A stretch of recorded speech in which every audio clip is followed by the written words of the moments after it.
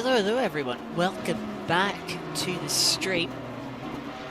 We're here on ACC once more for an next round of the 2.4-hour series. As you can see,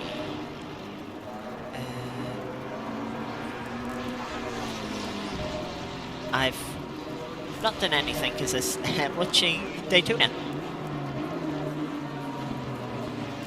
I was like, oh yeah, I'll do some practice laps to get ready for tonight, you know. And then I had Daytona on in the background, and I was well distracted by it. So welcome Iris, welcome Gigi, good to see you too.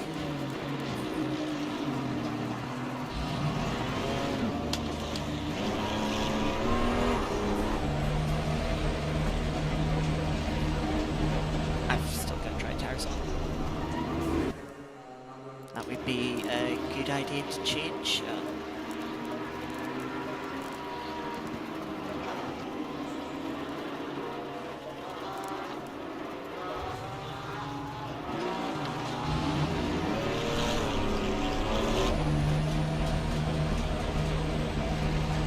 Right, so we're away here.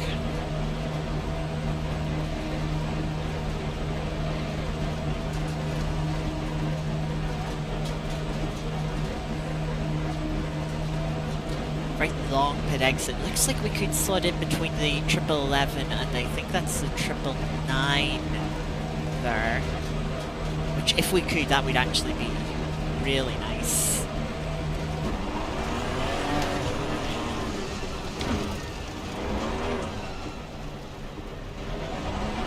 There's 1111. Nice bit of free space. Just under 8 minutes left in the session.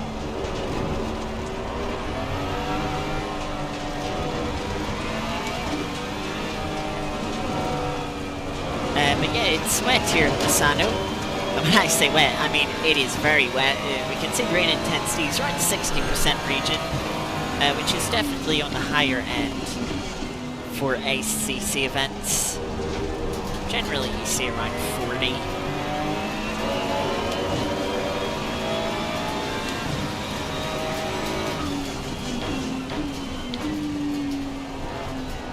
We have 36 people here this week. Unsurprisingly, there's been a drop-off since the first round last week. Hopefully we can get ourselves up into a good position so that we can survive lap 1, though I don't think it'll be very difficult no matter where we are to survive the opening lap.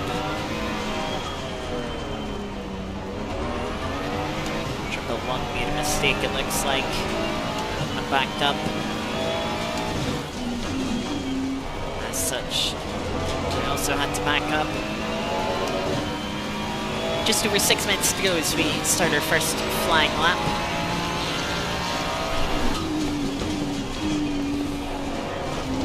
Yellow flag accepted.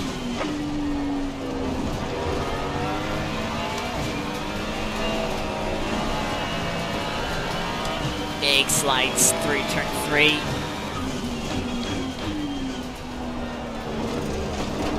Maybe a little bit more ambitious brakes.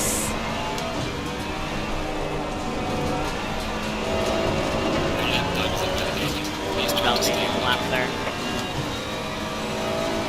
Just getting the rear end out all over the curb.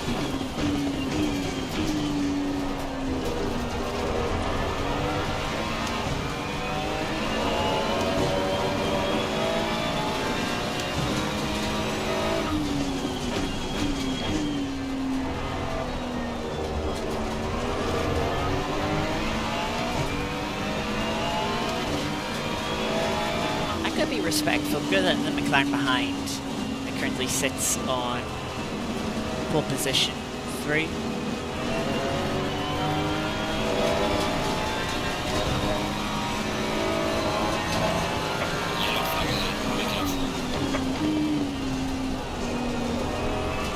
front of us spun again at this section. Very difficult section down here.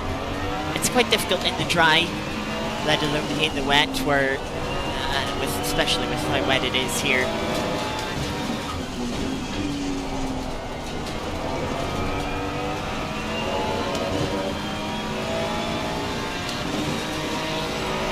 So here we go for another lap.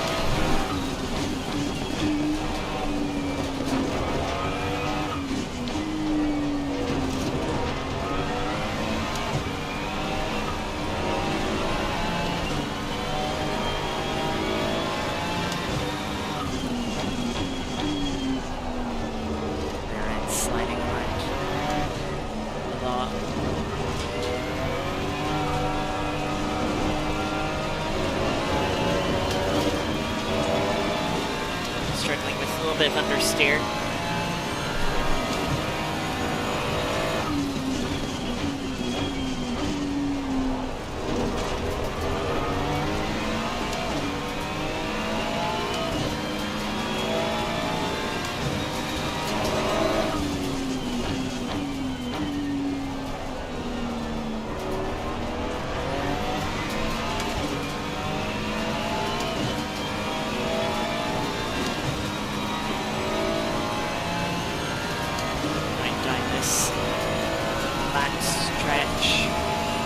Careful of the inside curb there.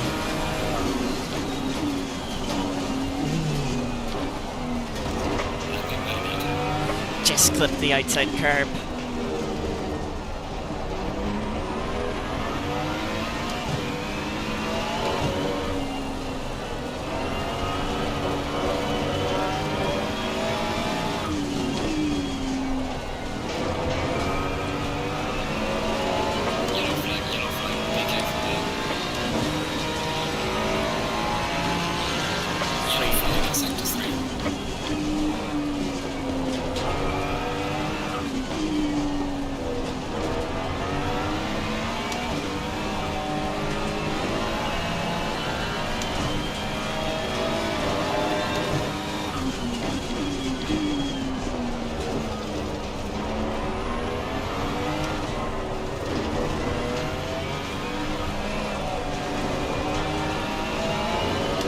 Better run onto this straight this lap.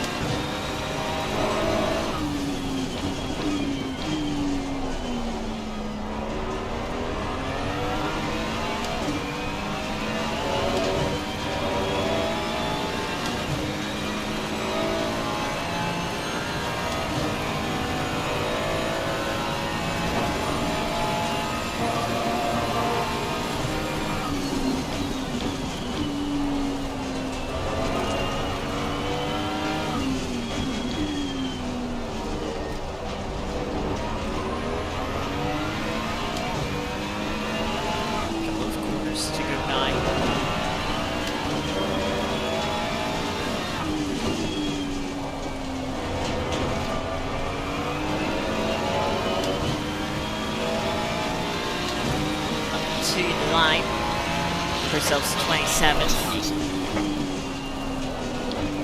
and we'll get one more lap to try and improve that.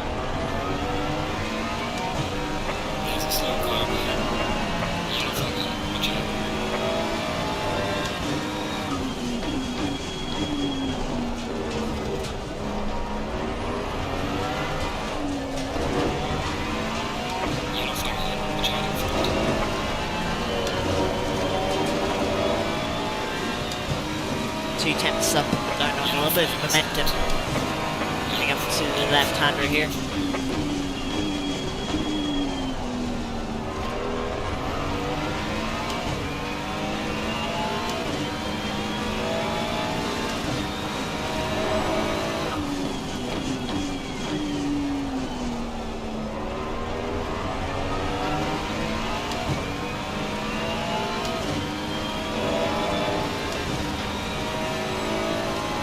Much more improvement off 2:10s.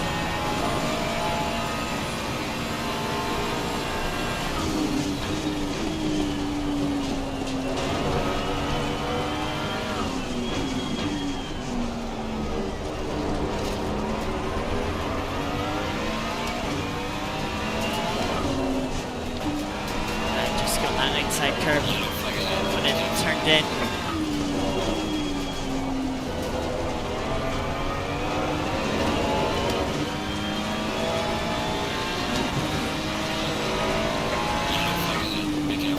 Well, improved, but did I improve? In the end, I don't think I did.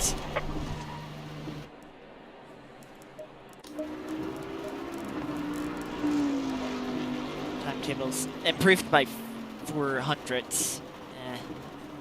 Yeah, but I'd time in that. Oh well, that's price to pay for watching Daytona instead of practicing.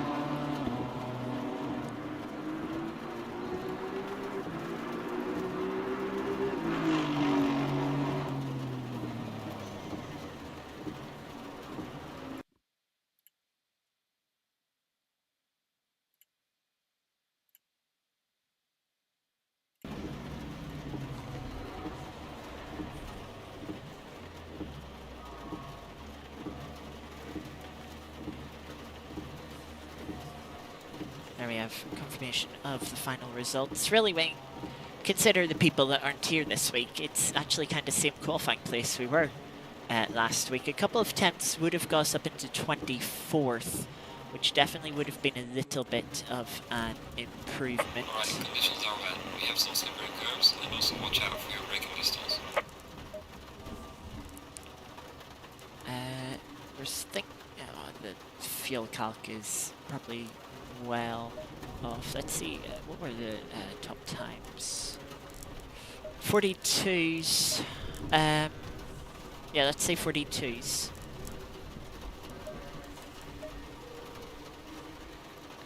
That means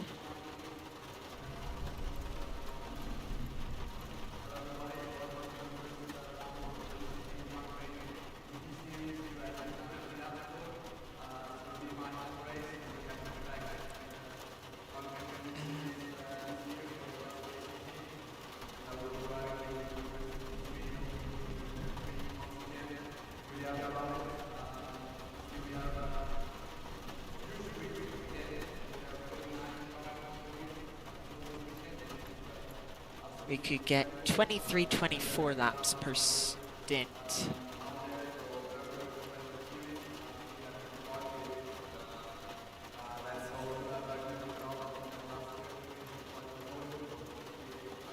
Which is about 5.8.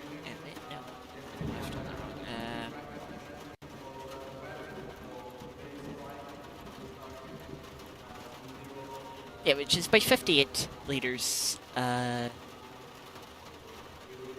stint.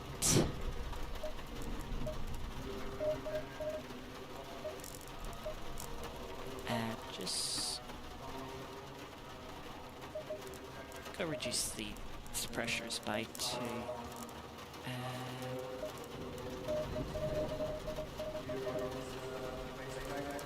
57.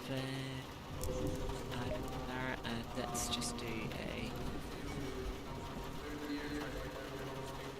quick one for 48 minutes. Is 30.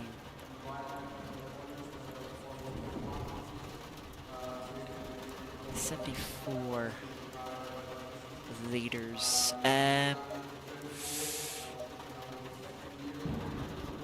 I may do a pit stop at the end of lap 1.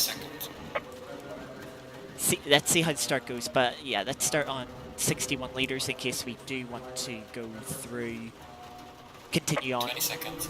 But I might, depending on how lap 1 goes, I might pit at the end of lap 1 to get a stop out of the way, and then do 48-minute stints to the end. 10 seconds. We'll be out of sequence.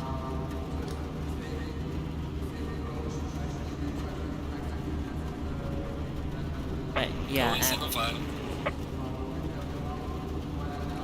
it might get us cleaner The only thing I'm worried about is it could drop us off the lead lap quite quickly, since the pit lane is very long here and the lap isn't that long. I mean, well, we're 90-second lap time, so if you lose, let's say, 75 seconds in pit lane, you know, you only have to be 15-20 seconds behind the leader to end up being lapped.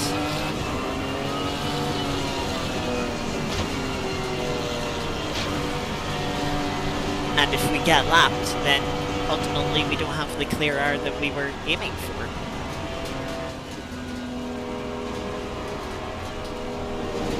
And when we're, 28 places back, probably will be that far back at the end of lap 1, especially if it doesn't go that well. And if we have damage to repair, yeah.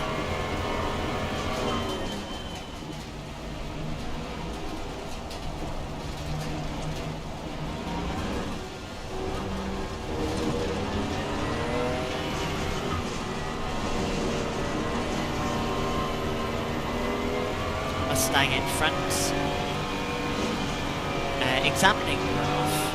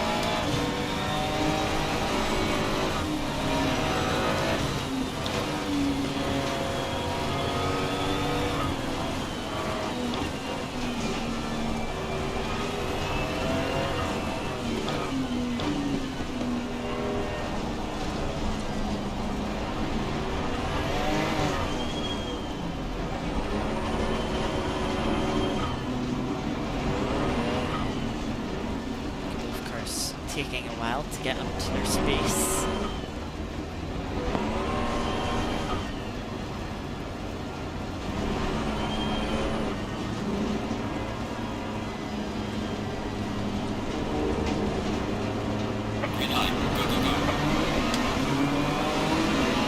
BMW was really slow off the start.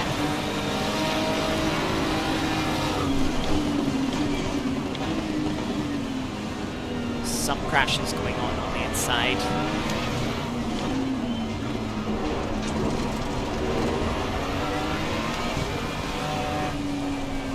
Can't even see where the inside of the corner is to know how much space to leave the car on the inside. Porsche's absolutely murdered that car there.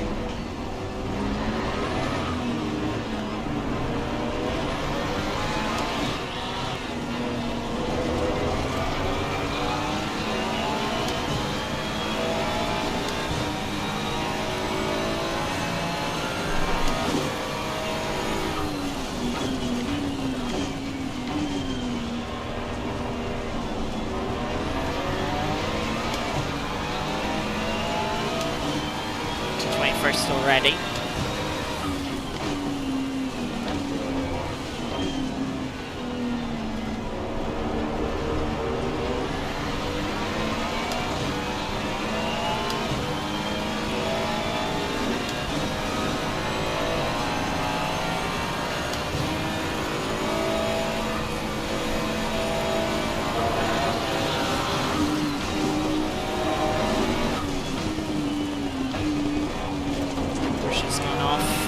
That's a Porsche that had a lot of trouble in these couple of corners in qualifying.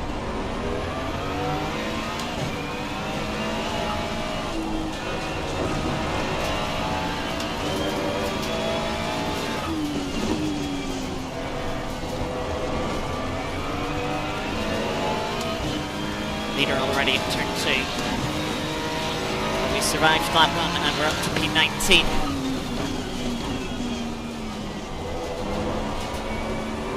Car on the left. Clear on the left. I think we... Yellow flag in sector 3. Okay, that was rude. I was going to say we avoided all contact, but that Ferrari had other plans. Still has other plans.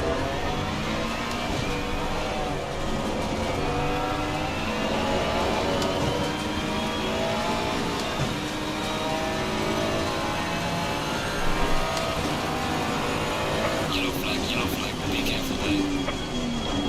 Slow car ahead. I would not consider that a safe rejoin from the Mustang.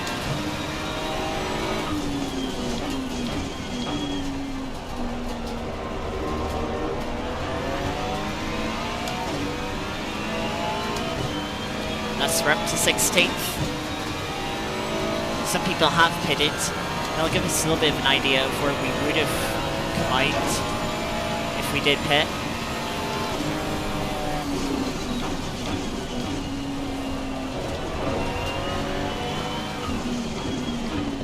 Yellow flag, be careful.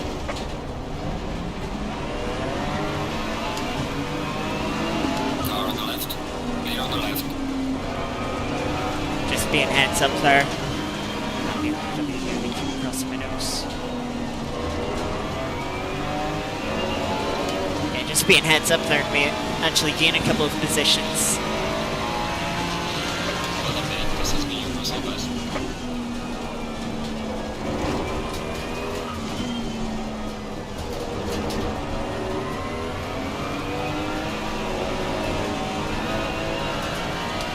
Big snap of oversteer off the curb.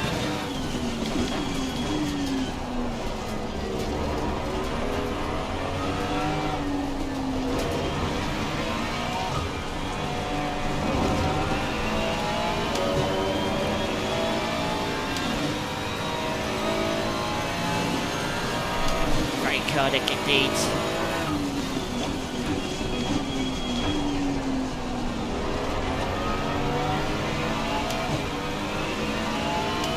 Try and get a little bit of a gap to the cars behind.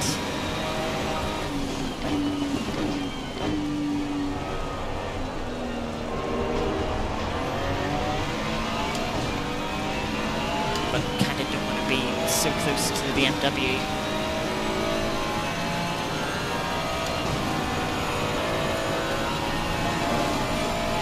There's a slow car ahead.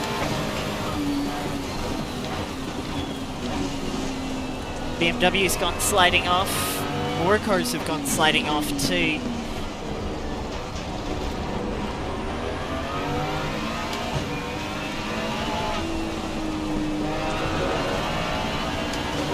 We're up to P13.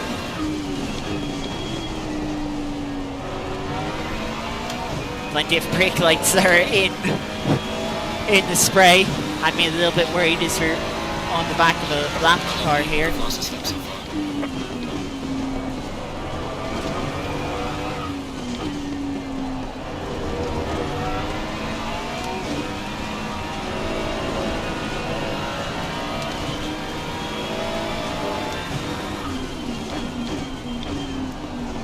BMW lets us through, thankfully.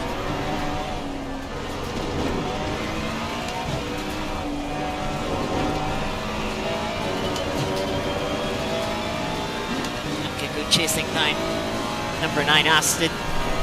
We were chasing them down at the end of the Nürburgring.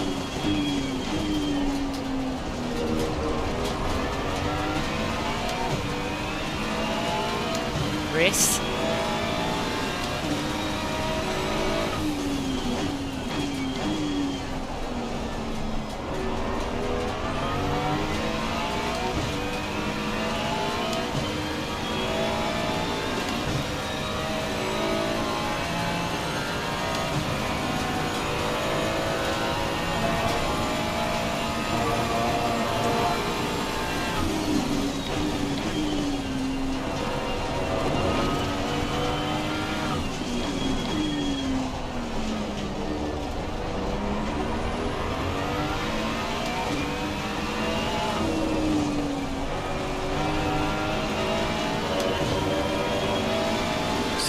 into the curb again.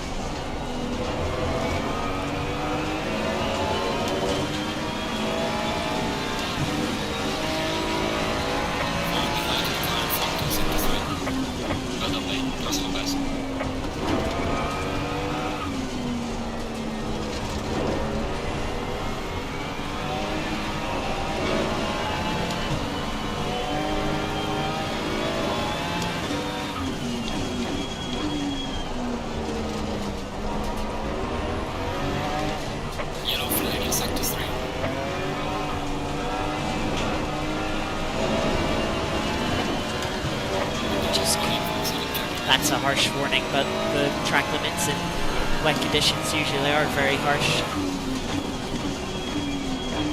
Even if they don't need to be around here as much.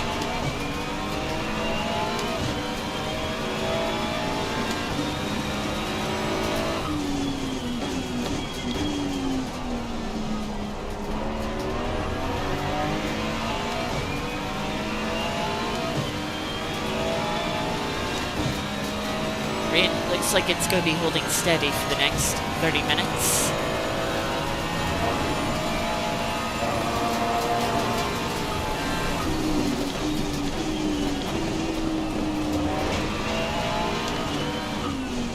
We've just noticed going through one of those right-handers as they start braking. A yellow light came up on the right-hand side of the dash.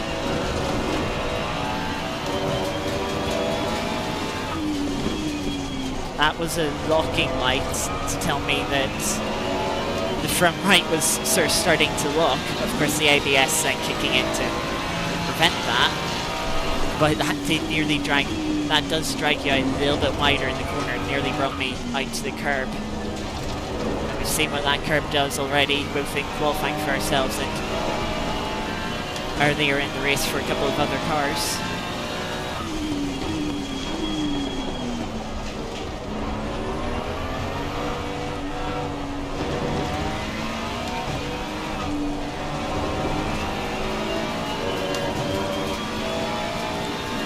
Continuing to open up a gap to the cars behind. Just keeping in touch with the cars in front, but not really gaining on them.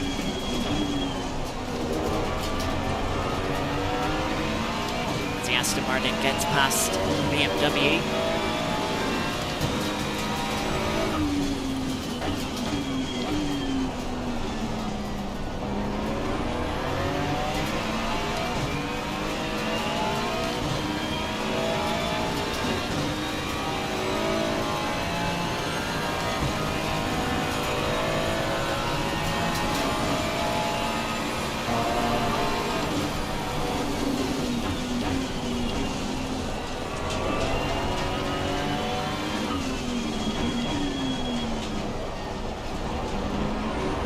Aston Martin putting pressure on Bentley.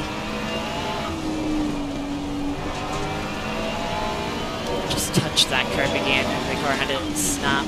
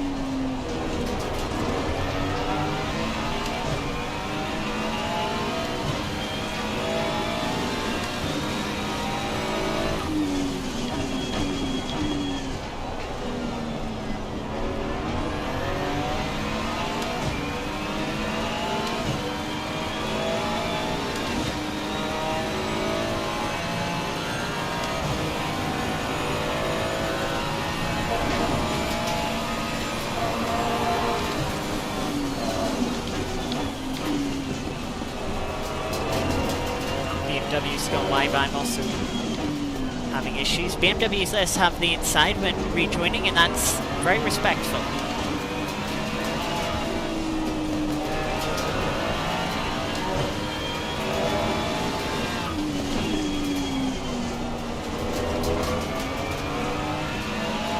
Honestly, I wasn't close enough for the BMW to have to do that, but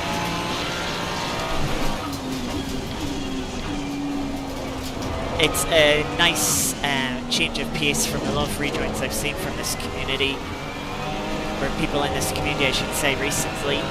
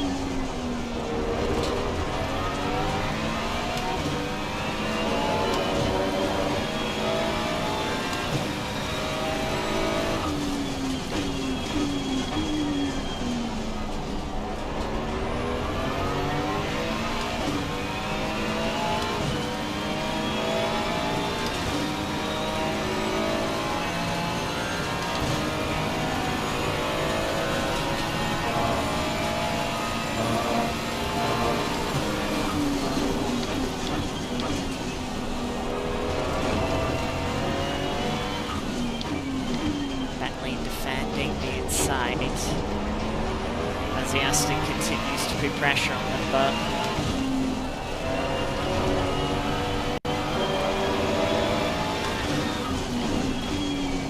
they are continuing to open the gap.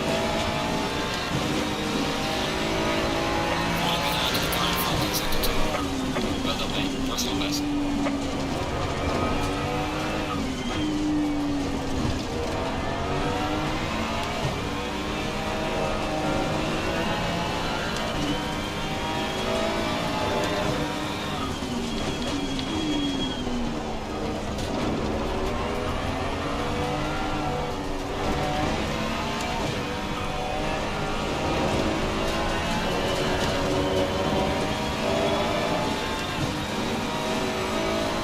Certainly not keeping pace with the cars in front of us.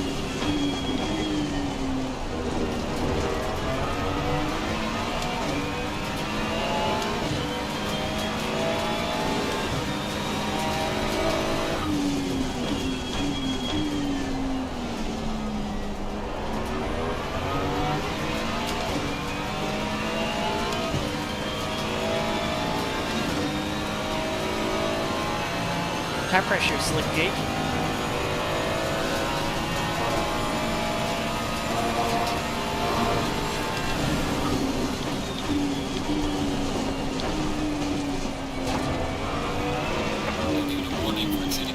That is so harsh.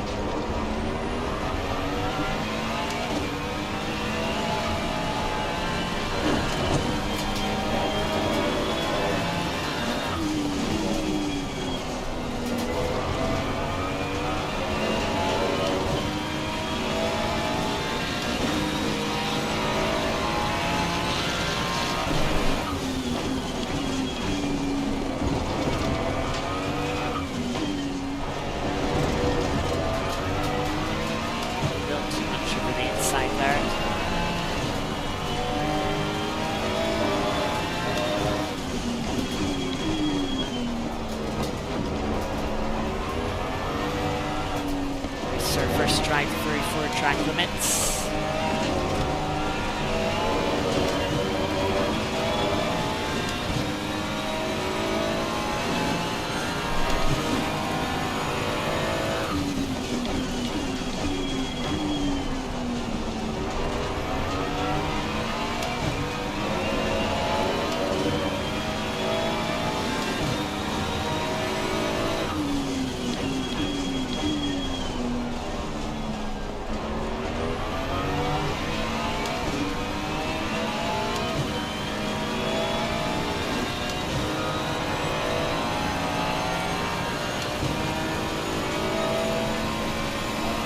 field spreading out quite a bit here.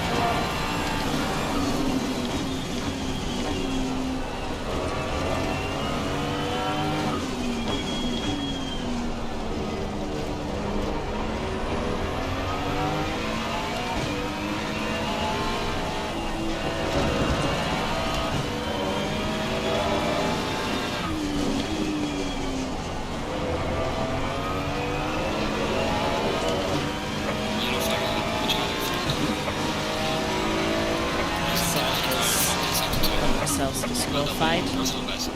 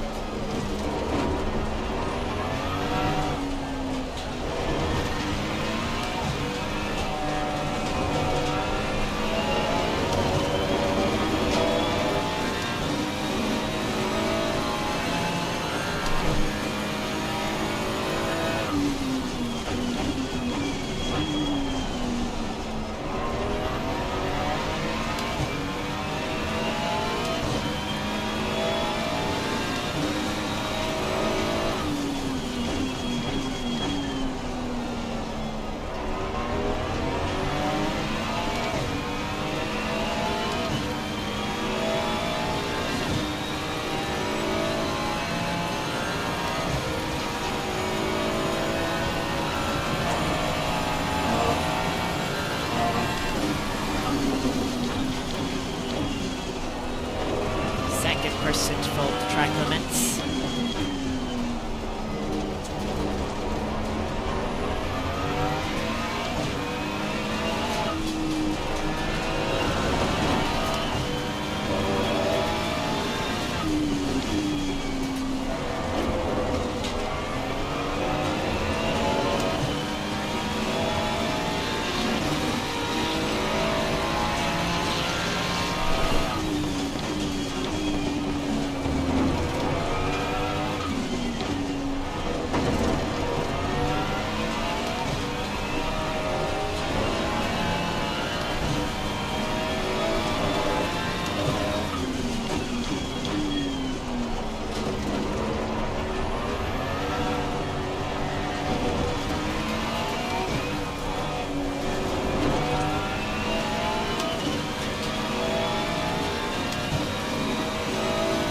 Yeah, they're coming in quickly now.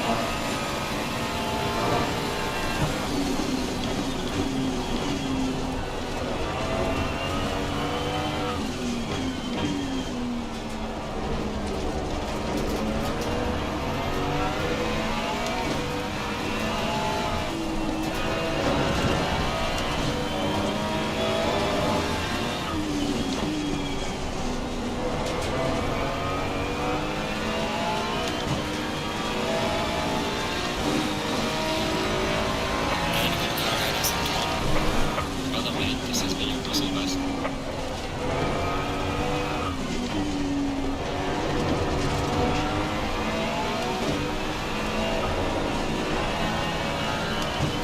I mean, they could have just spun out to a part of the circuit, tried to rejoin in a safe manner, but had to do so in a way that involved them driving the wrong way, or do what the game considered driving the wrong way.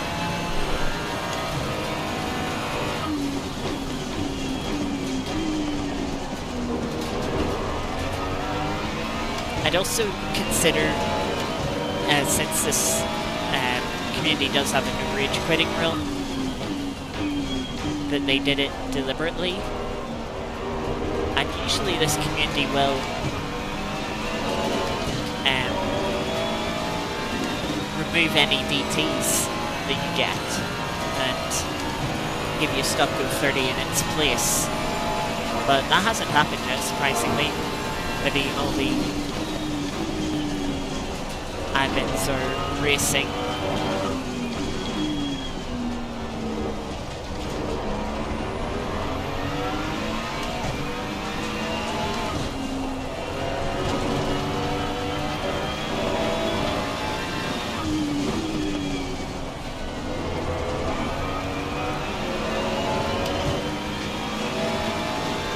Good final sector, that lap.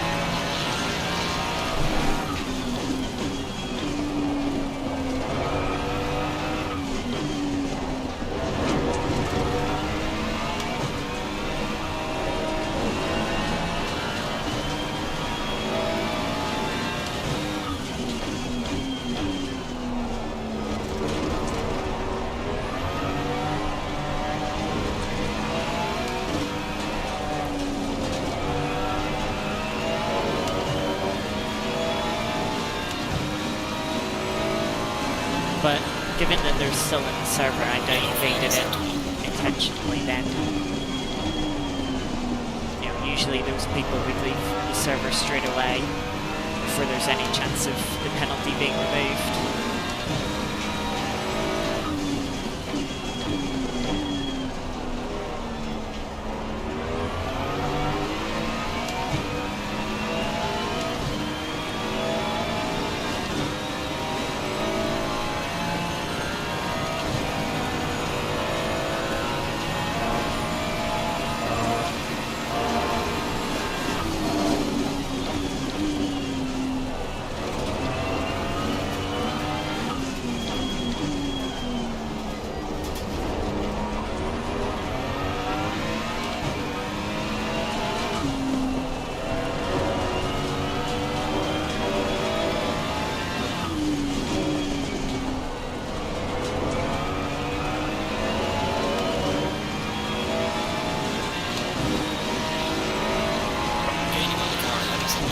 That's one place we've made up from a DT.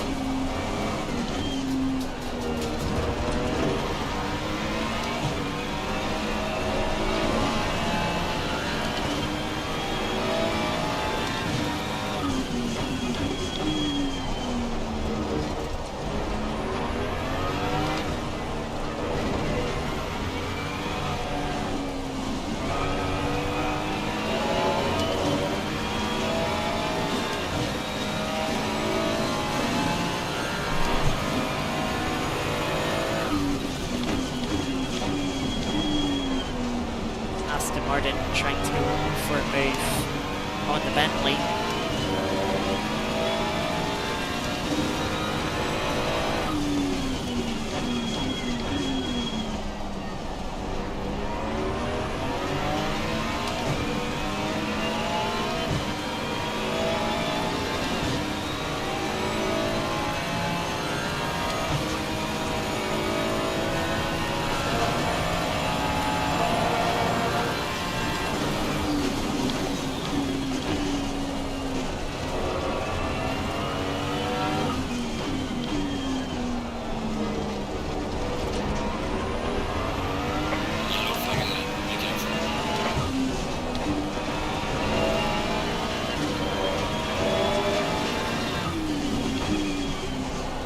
Car spun. I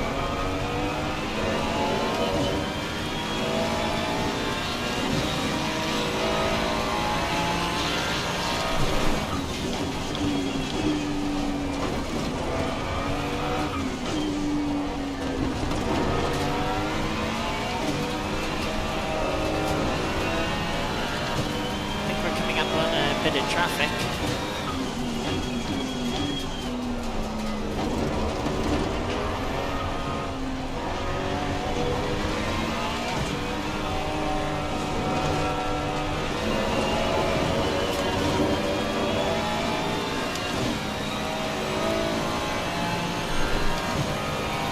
See the blue name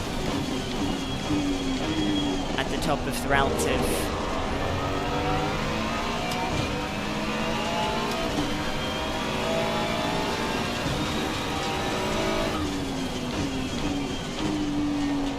telling us there's a lapped car there in front of the Ford.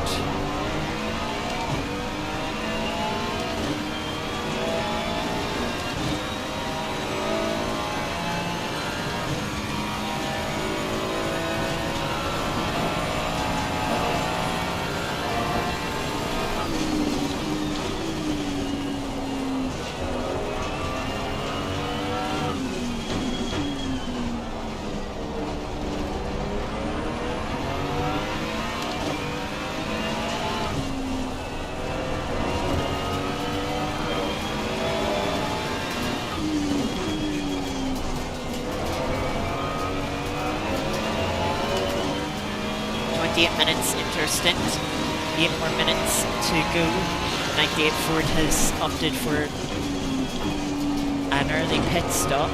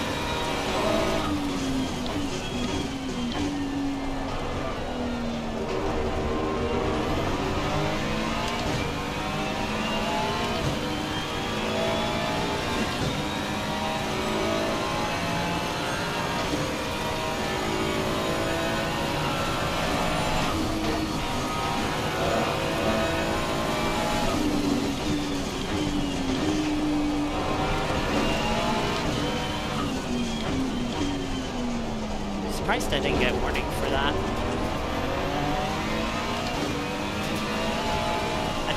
It's not even popped up as a group time gate, which is interesting.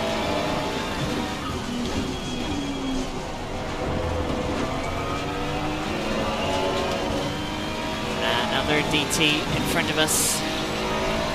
So we're up 2 positions thanks to people getting track limit drive-throughs.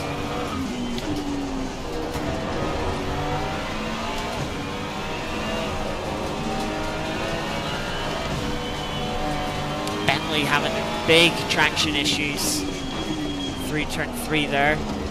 Runs in very deep here to turn 4 as well. This is a Mustang that we're coming up to lap. Car on the right. Gear on the right.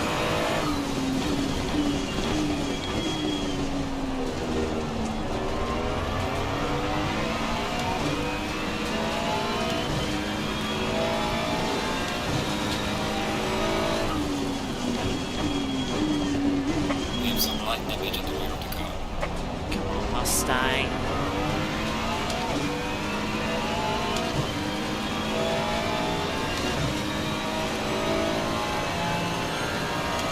I just seen them coming up behind and it's like, oh, I better straighten the steering wheel here because they're definitely hitting us.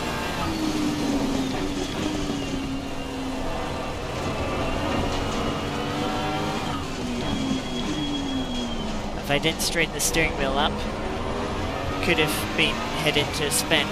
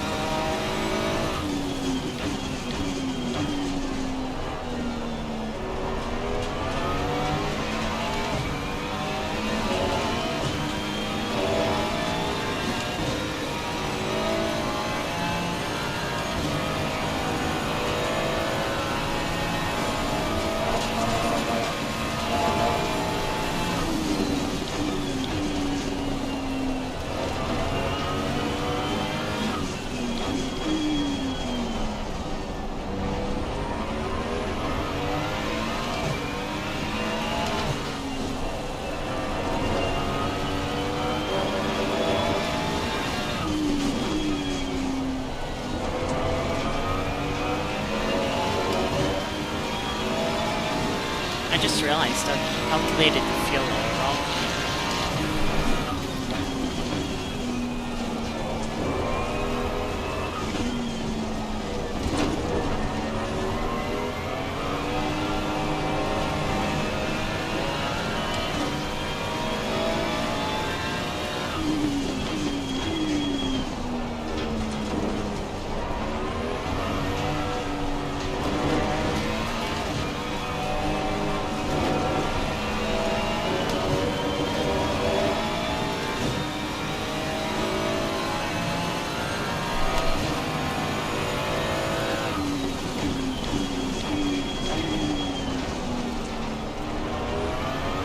So we're using a little less fuel than what the estimate given to us was. It's around 2.2 rather than 2.4. I also counted how long the stints would be with a lap time of 1 minute 32 seconds, not 1:42.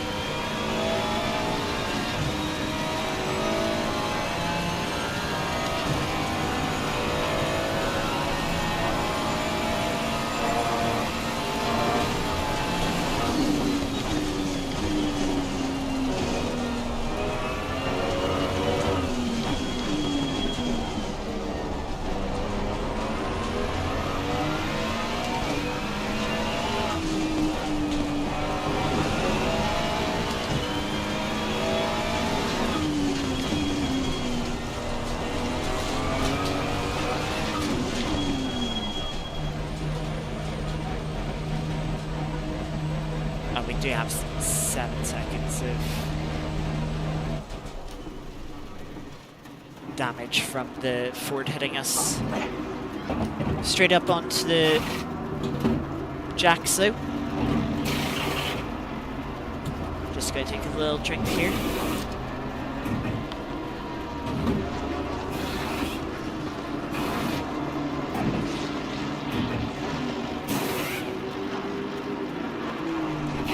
Oh, I hate this game. I hate it so much.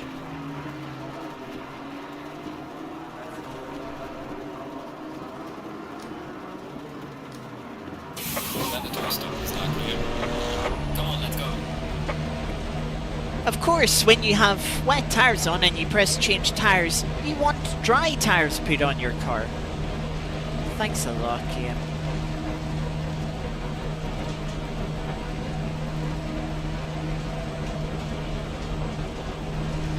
Low tire pressure. Stay clear of the curbs. I mean, luckily we have 2 more mandatory pit stops to take, so we'll just take one next lap.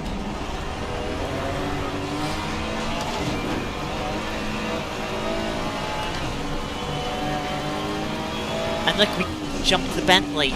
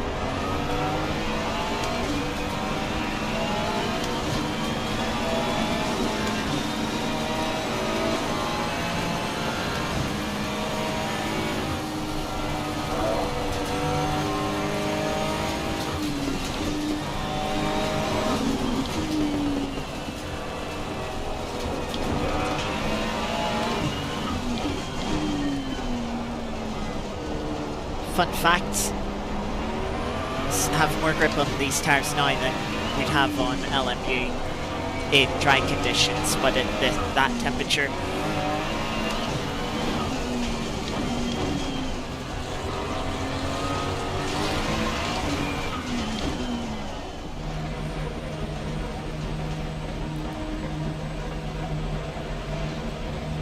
And obviously this isn't an ideal strategy, so we're not technically losing the full pit stop time, but we are, we have lost like, 5 odd seconds on that one lap there, and another however odd long it is from this not being the ideal strategy.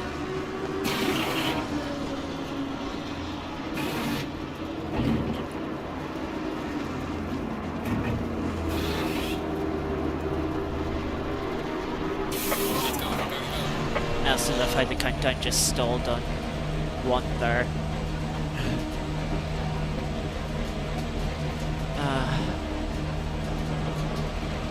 I don't know how many times that mistake has been made by people, myself included, of, oh, you press change tires when you have wet tires on.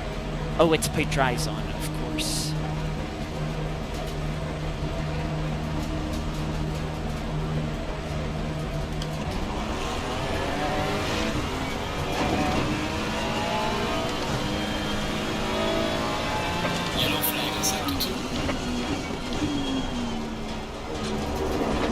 Bentley's got to drive through for track limits.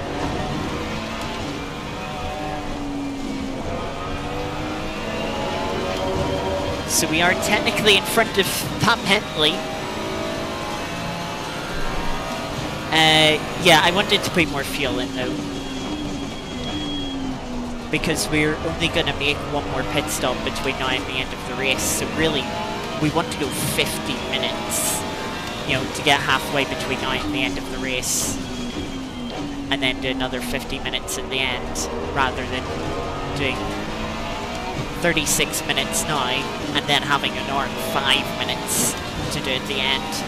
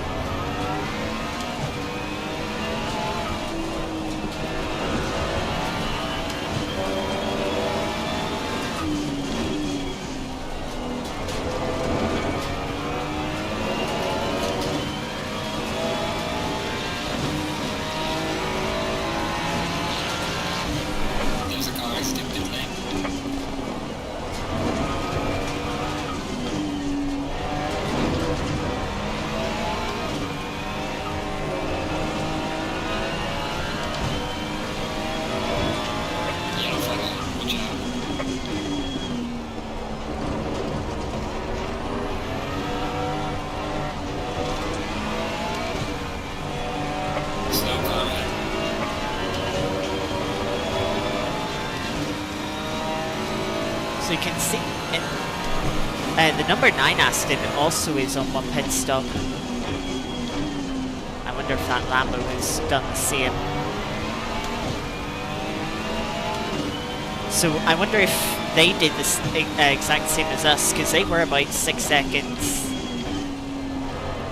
in front of us before that pit exchange as well.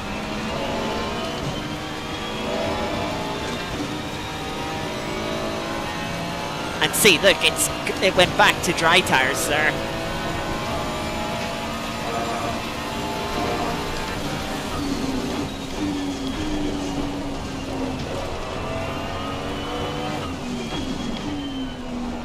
That number 9 Aston has also changed drivers.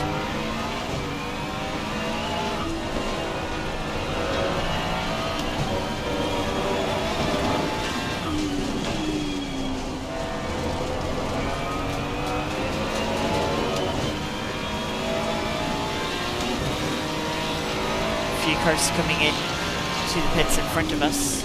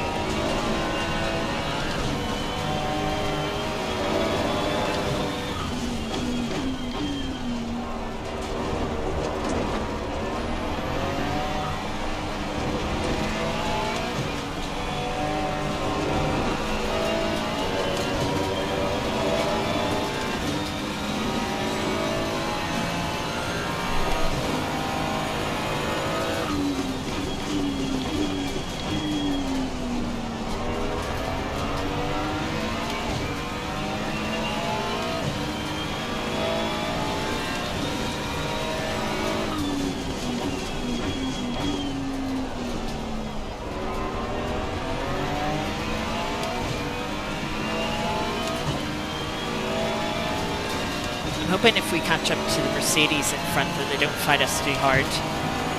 I hope they can, see and acknowledge that we're on two different strategies, and so while we may seemingly be fighting for position right now, in the overall grand scheme of things, we're not.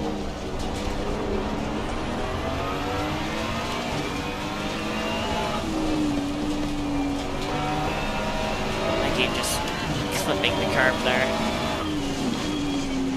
Faster cars approaching.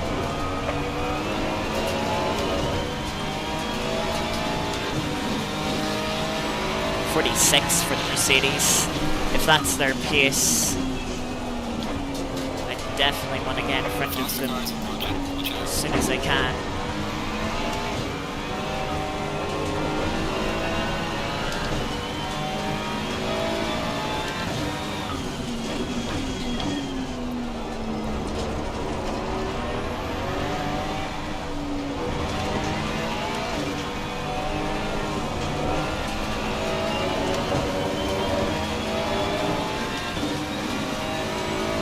I think that's the 39-second drive-through penalty this race. Coming down behind you.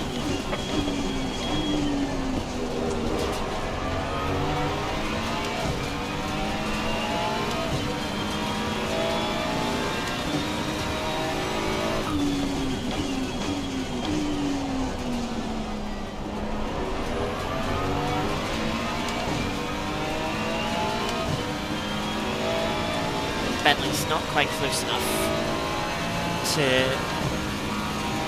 me to let through just yet.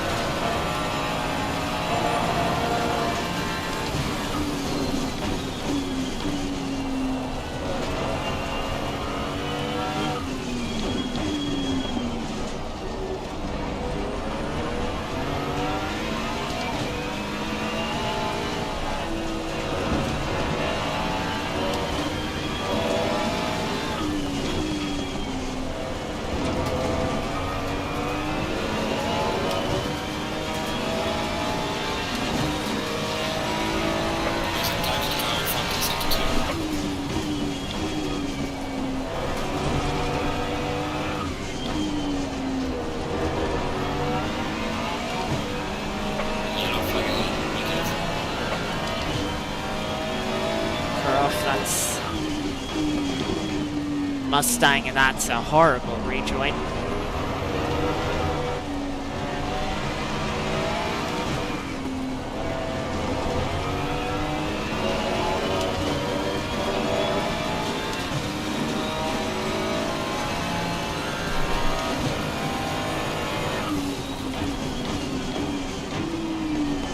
Faster cars approaching. Watch out.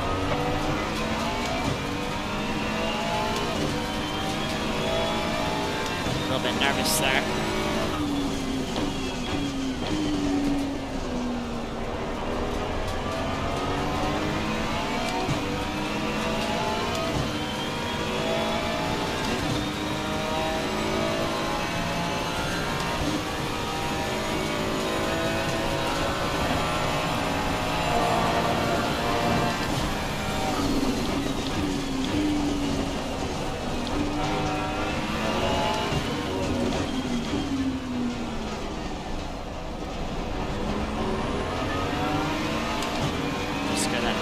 Here.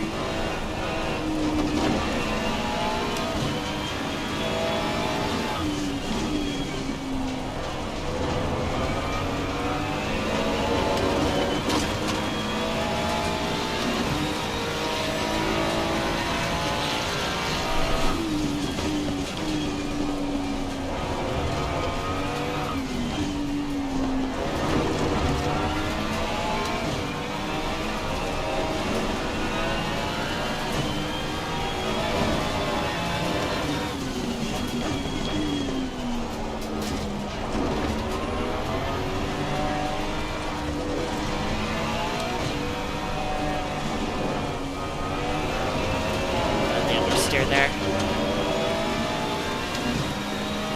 Need to focus down, try and cut, since I've lost a bit of time to the cars in front.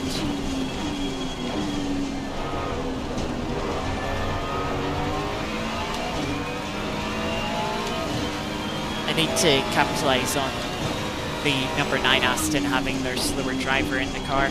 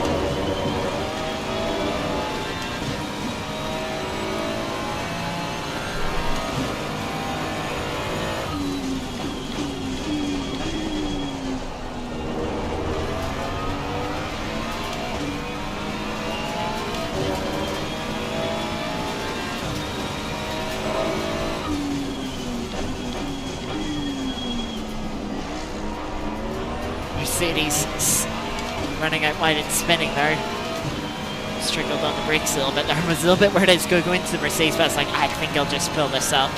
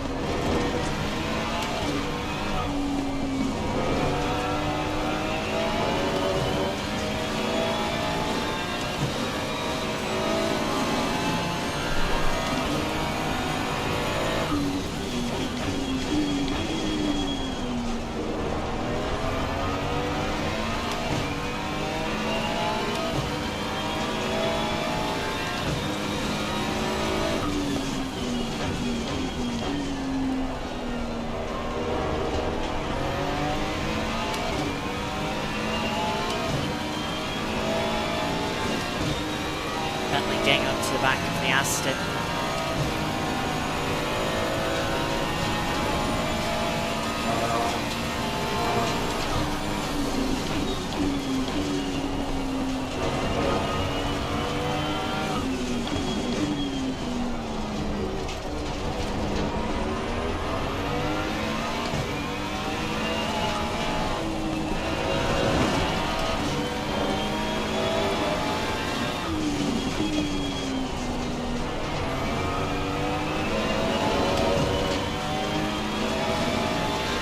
A little bit of a slide off the curb.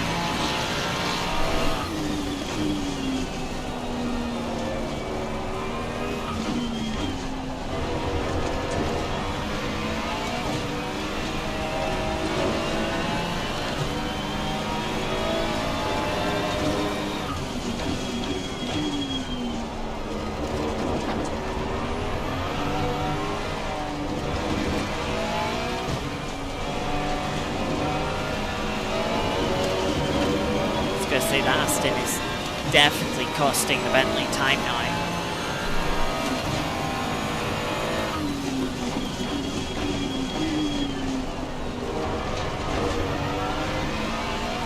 then I think the Bentley's gone wide again and fallen back behind the Aston. Yellow flag, be careful there. Fry there. Coming to a stop. Don't know if that was to let us all through. Seems like it. But yeah, non-decision. And yeah, the Astons had to let the Bentley back through a second time, which has definitely slowed it up. That's a bit deeper into that sequence of corners.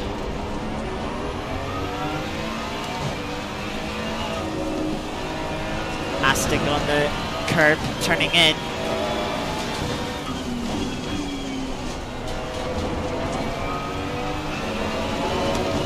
Dragged it well wide of the racing line.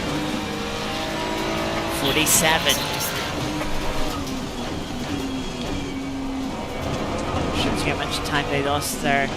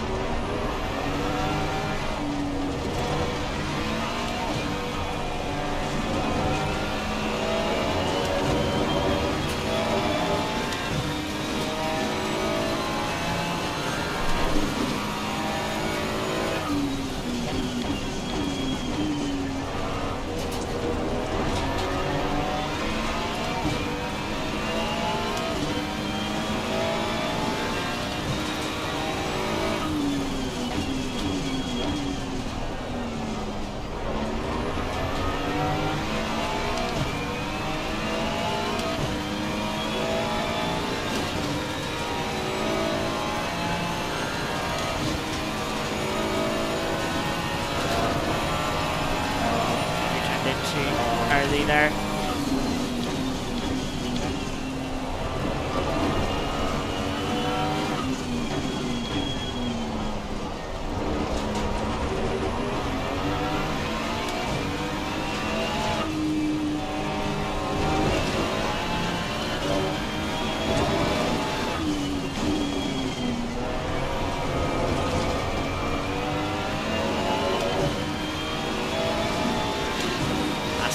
Very per run.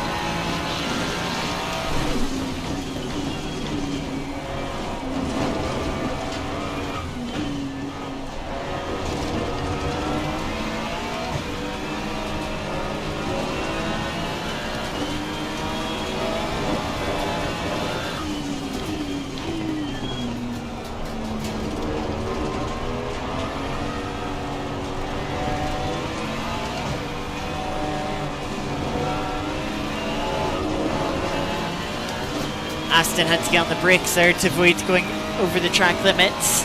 Had to get out of the throttle to avoid them.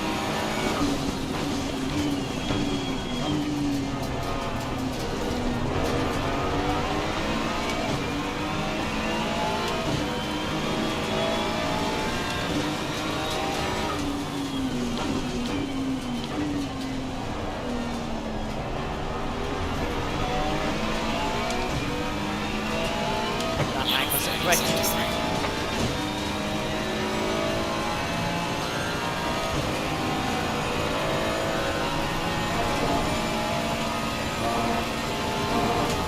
There's a slow car there. Yellow flag, be careful there.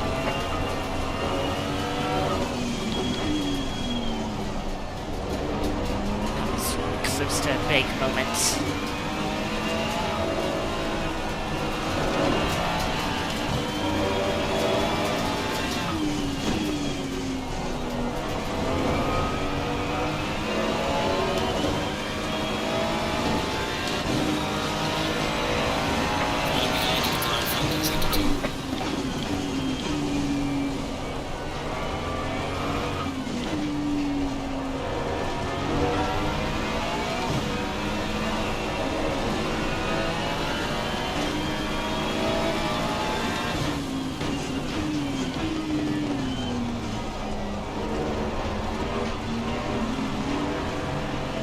Just knew the Lamborghini was in front of the Aston and that it might have to brake early for it.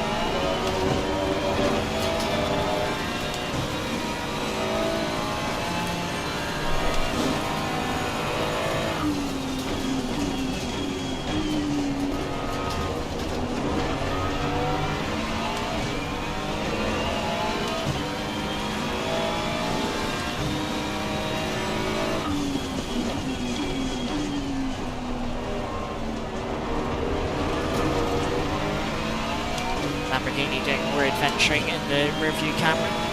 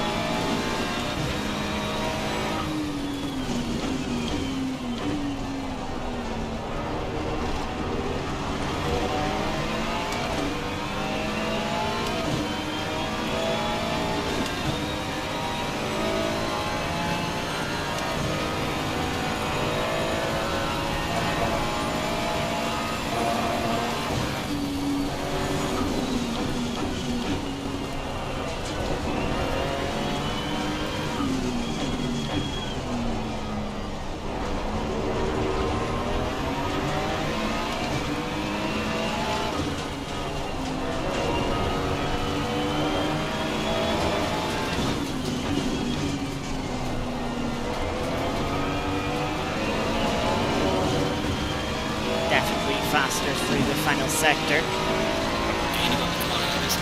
Aston.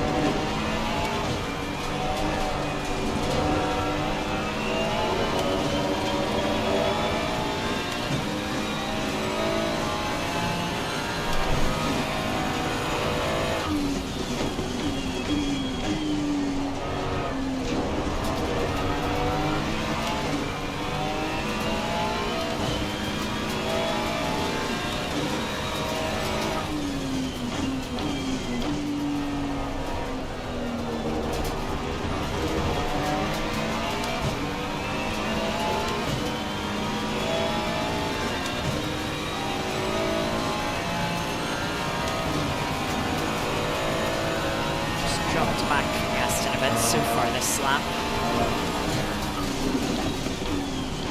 Aston's having a moment on the curbs.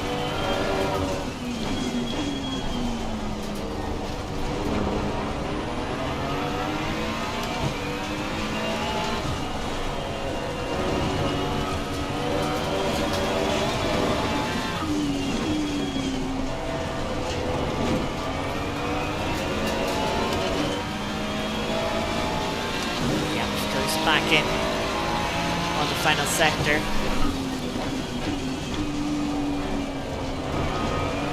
Yellow flag on sector 2.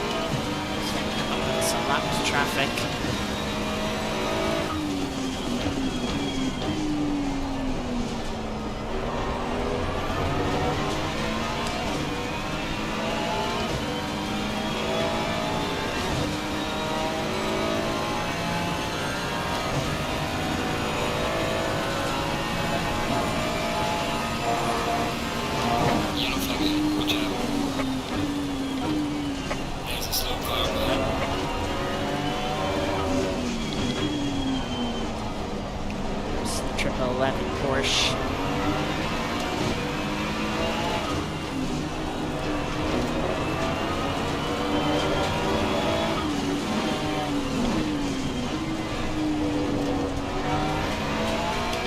A little bit scary there, not being able to see anything.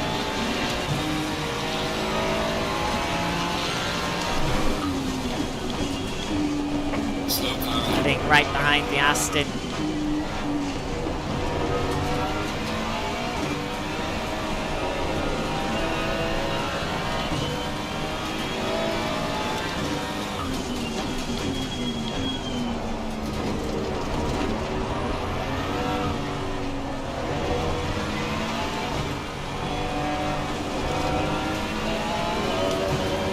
Bad exit for the Aston. Car on the right. Clear on the right. Aston tried to break way to the hits on the outside.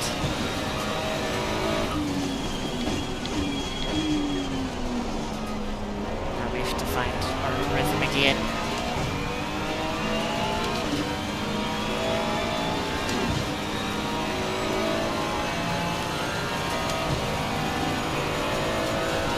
I found myself, when I was braking a little bit earlier and sort of coasting the car into that left-hander more, I wasn't losing too much time, and I think even on one occasion found a little bit of time compared to my Delta.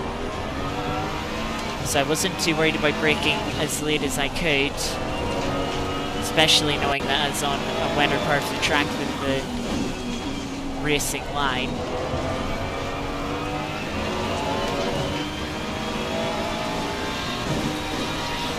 I want to try and gap that Aston as much as I can.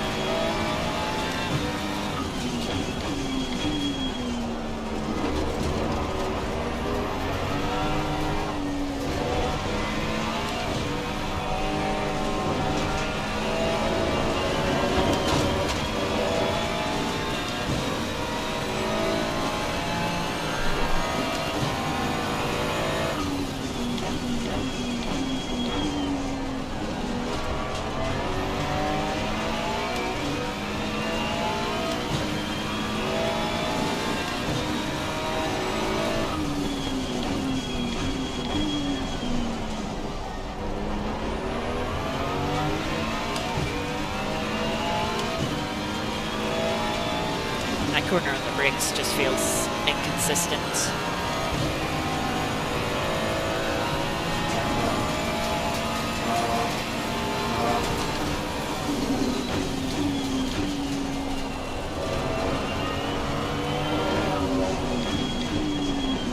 We are at the halfway mark, still a long way to go.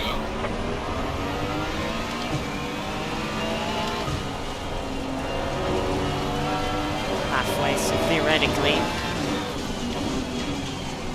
you'd be expecting people to be making their second pit stops now. Yeah, we've got a number of people in the pits,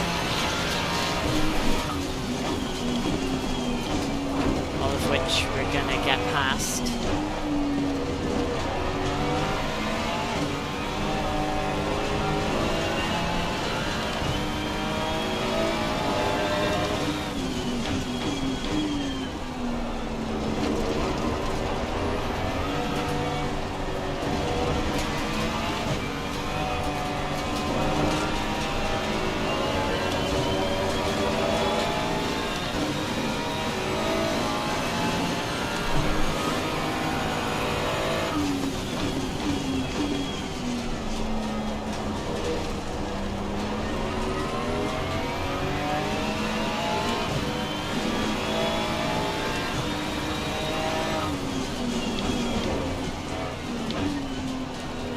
Car on the left. Clear on the left. That's a little nerve-wracking.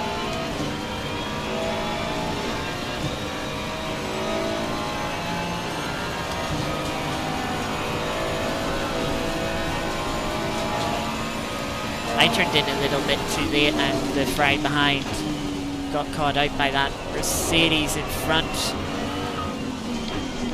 Running wide. Thankfully that lets us through.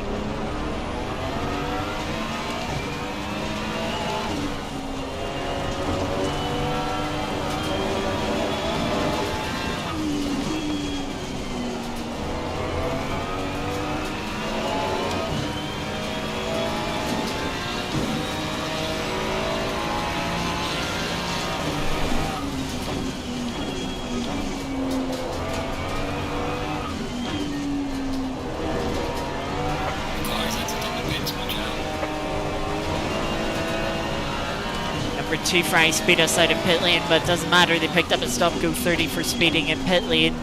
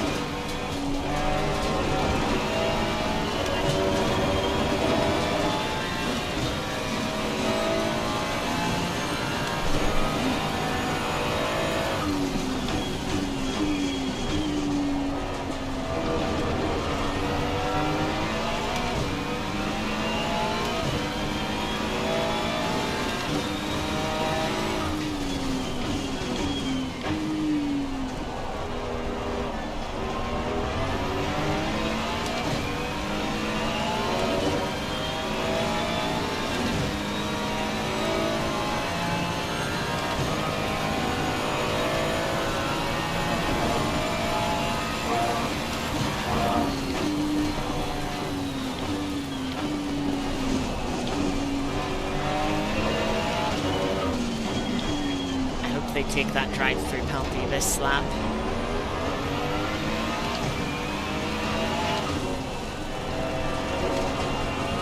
Which I think they should, given the blue flag traffic, and sure enough they delve down to pit lane.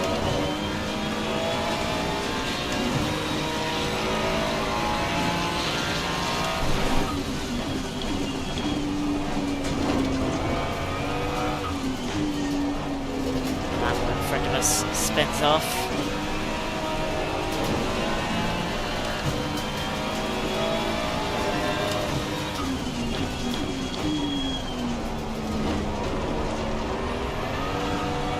McLaren runs wide.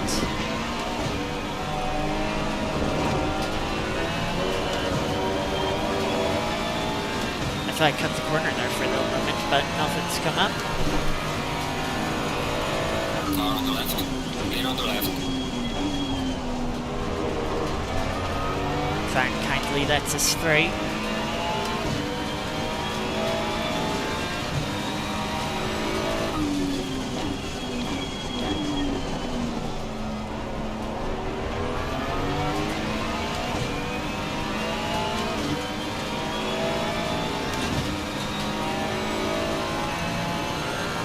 Five-second gap to number 9 Aston now.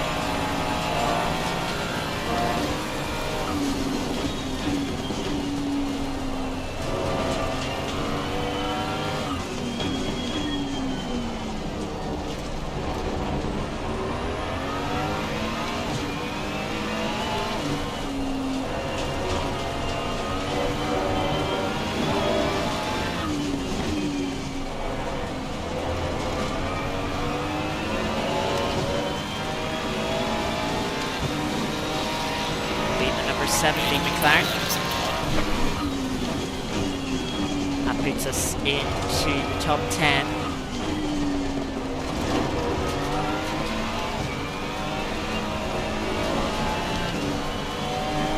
And that was a move for position, is that McLaren's still had 2 mandatory pit stops on its thing. It was probably completing the second.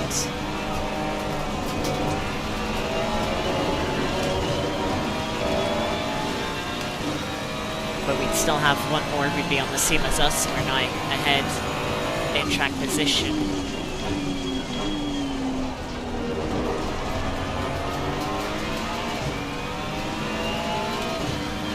Triple 6 Ferrari and the number 6 Bentley in front still have to do a second mandatory pit stop.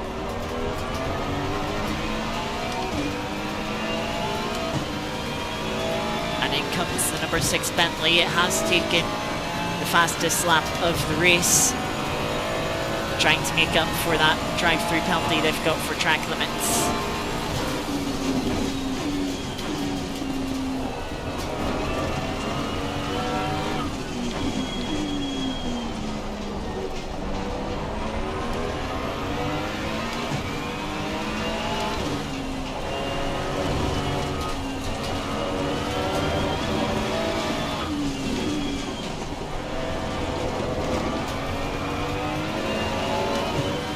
BMW is in as well, but number 4 BMW is already heading round to pit exit.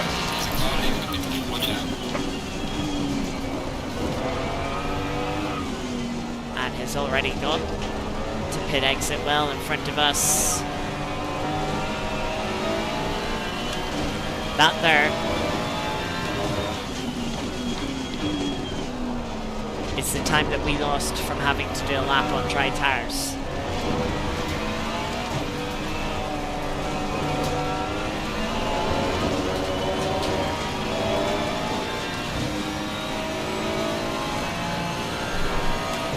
Lose 9 seconds.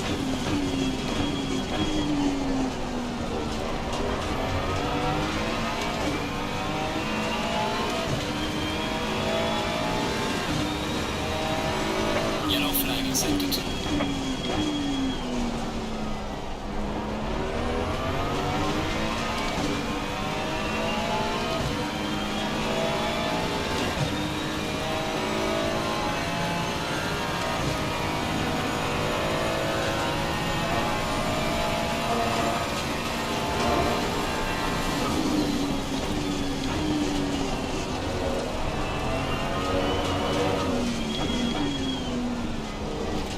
I'm not sure when I want to come in to make this final pit stop.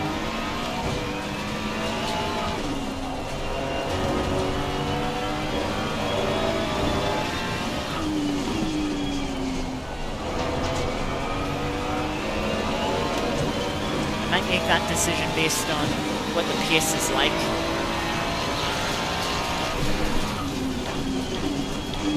We'll get in front of the 666.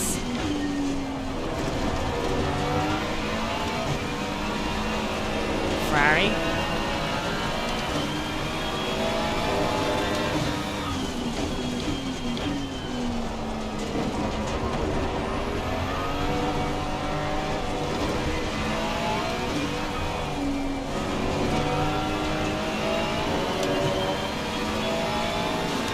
.67 in front of us as a drive-through penalty for track limits.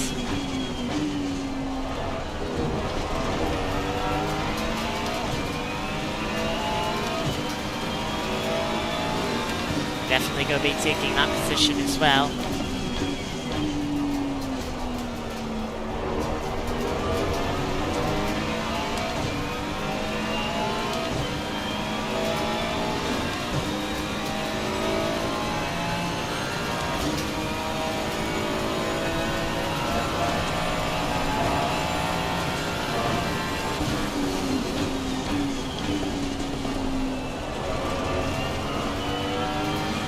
Yellow flag ahead. Be careful. 67 has had a spin.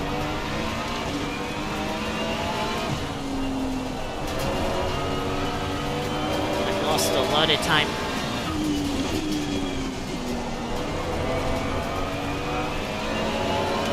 So much so that we might even pass them on track before they come into the pits. 151 is in the pits as well, but they're already at pit exit, so not be getting that position. There they go. Again, the difference of doing a lap on dry tyres. That position right there.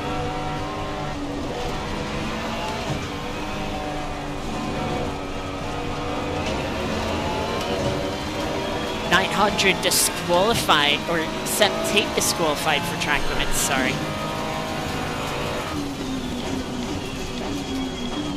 If you get a drive-through penalty for track limits, i.e. you get a 4 warnings, when you already have a yet to be served drive-through penalty or even a stop-go penalty for another reason.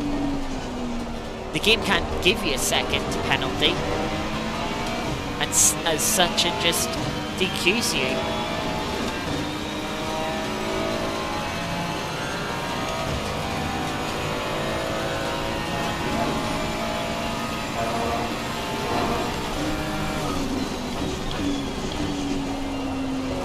Never got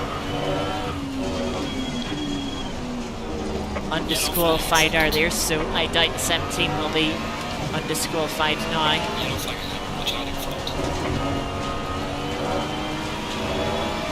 Spin for the number 4 BMW.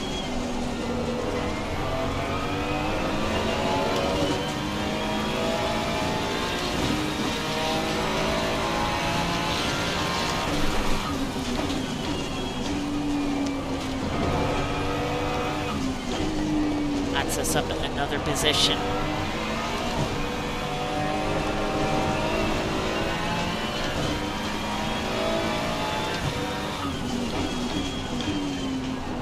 We're catching up to the Ferrari, which is backing up this Aston Martin 151.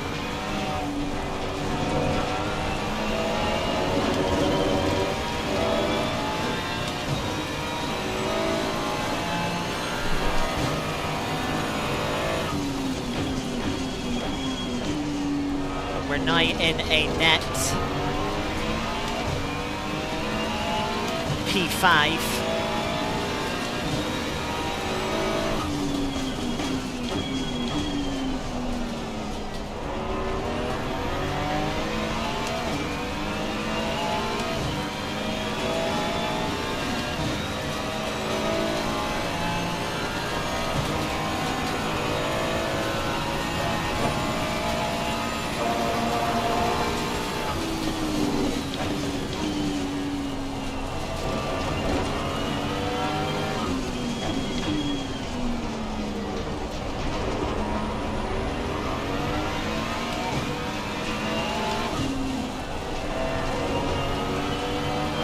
Good. Come into the pits now.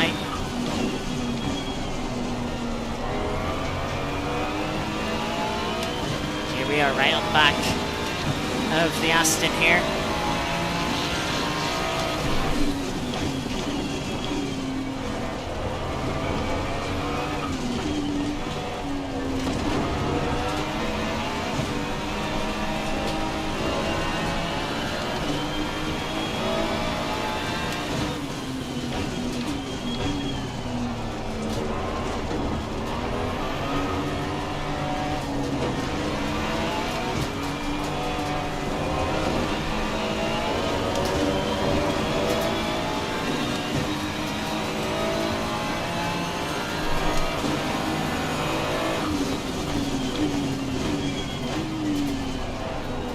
Aston runs out wide.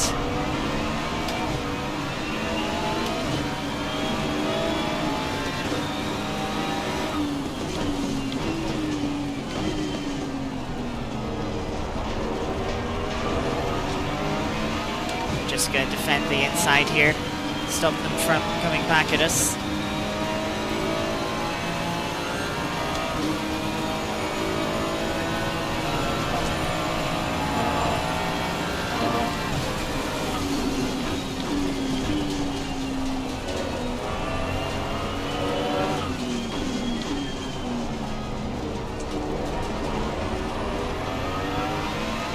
That's us up to P4 now.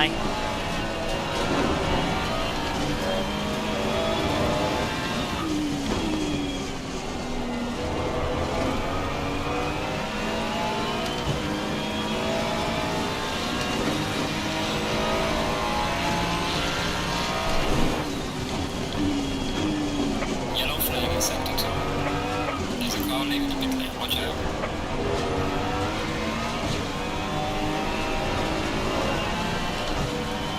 Don't know, Kiki. Don't know yet. Play it as we go.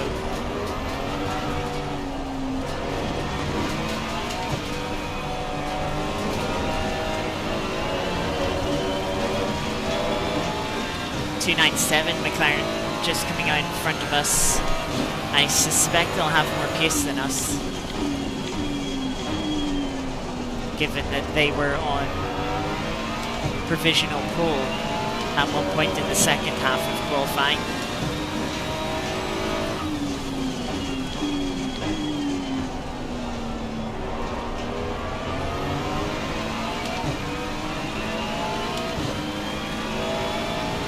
Number 9 Aston into the pits. There is no max stint timer. You can go as long as the car's fuel will allow you to. That was a little wide for comfort.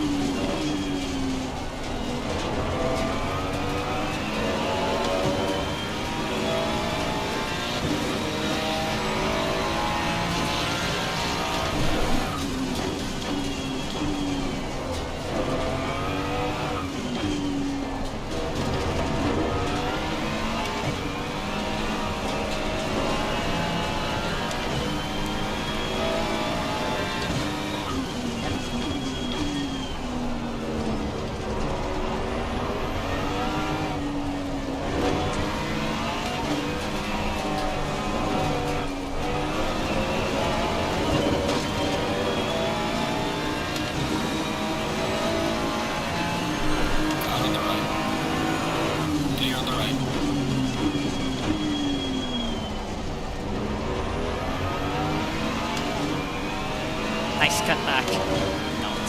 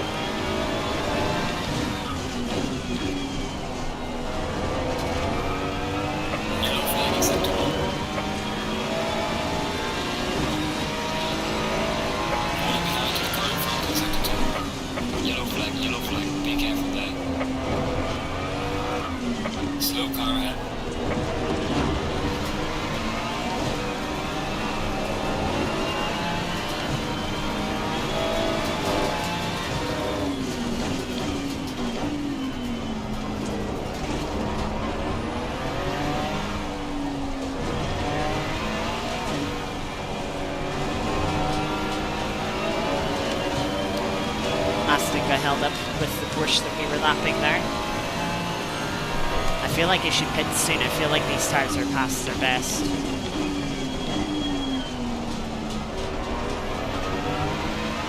And we are about halfway through the stint.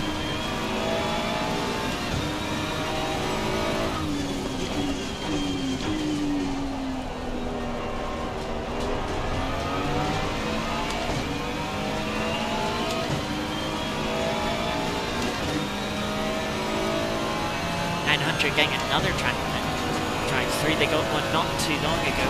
That was when 17 got disqualified.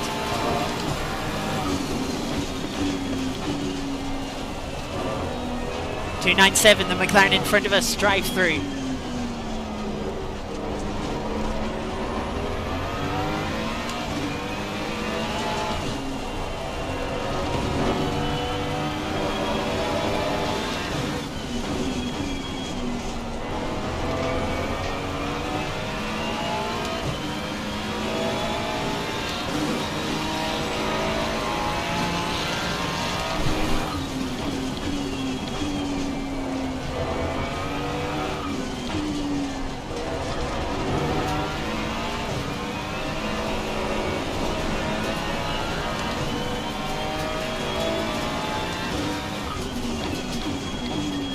Yeah, we've got to that point now, and I'm like, actually, the tires are past their best. And I should probably pit pretty soon.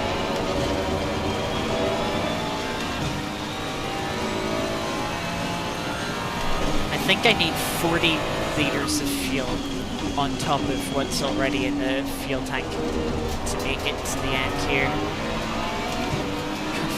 Rejoining, please.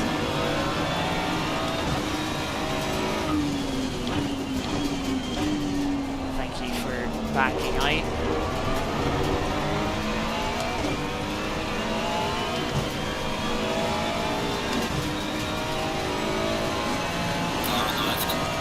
Nice here, which I appreciate.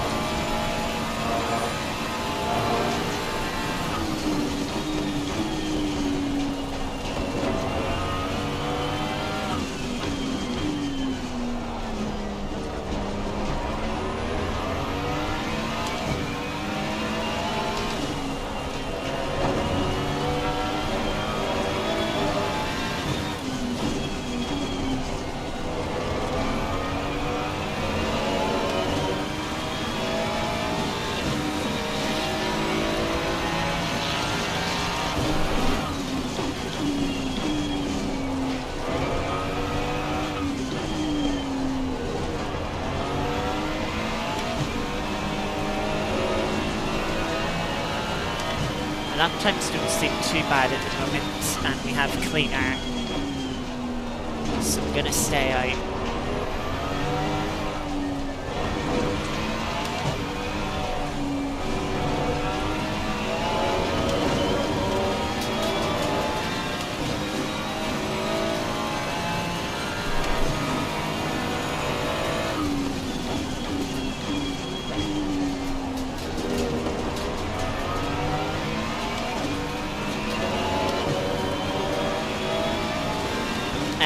To be honest, I'm just gonna wing it.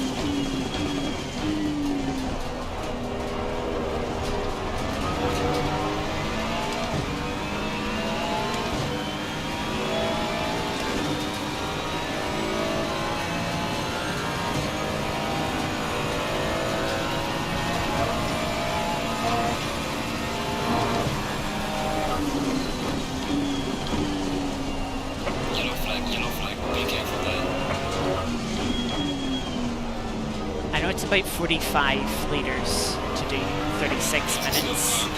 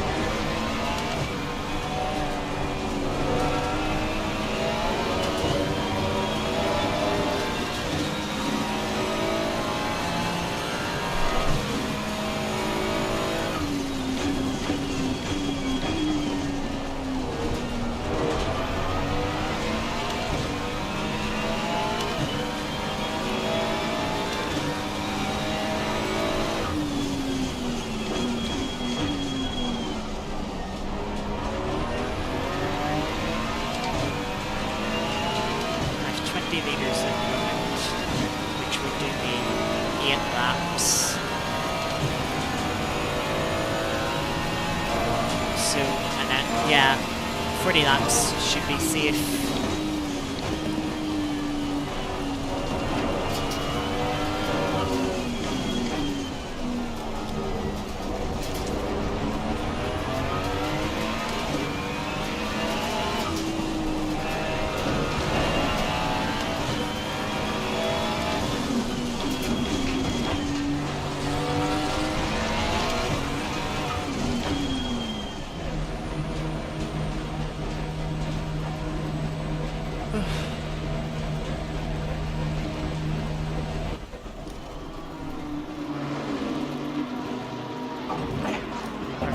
marks. Could have been a little bit quicker into the pits.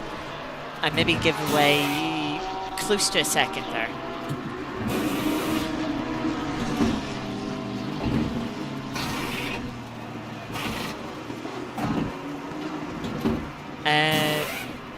The lap number says how many laps of fuel I have left.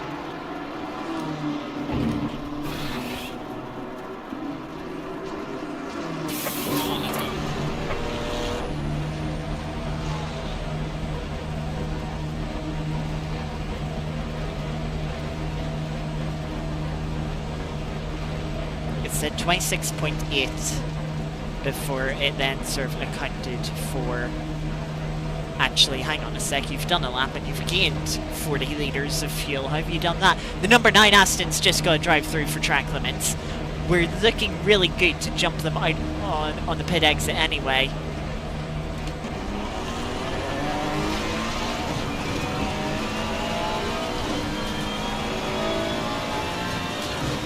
Final warning for exceeding track limits. What? Hang on a second. That's bullshit.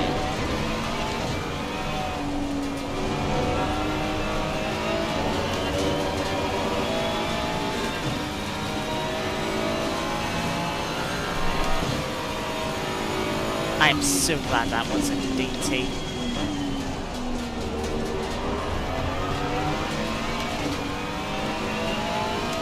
Because that could have potentially cost me a podium.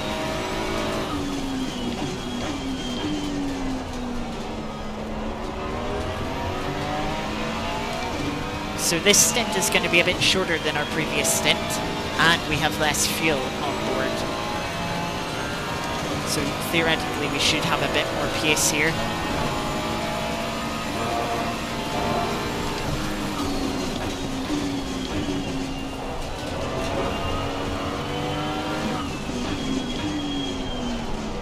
And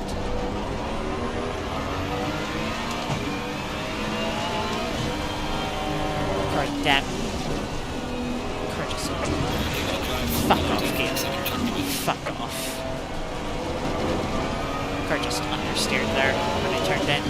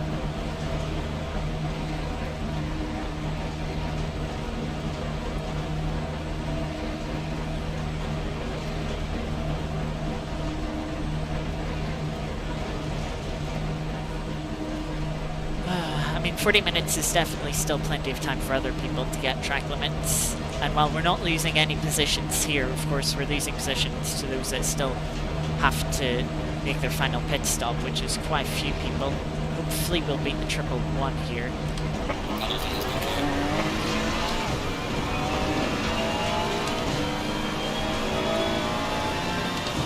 do. Warning for exceeding track limits. That is so busted.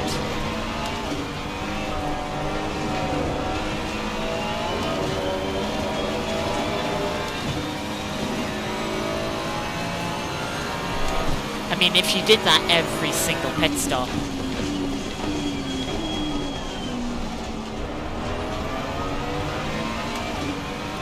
you know, one warning and you would get DT because you got a track limit thing when on all three of your pit stops. I mean, theoretically, that means everyone that has to make a pit stop still could get a DT from just because they pitted.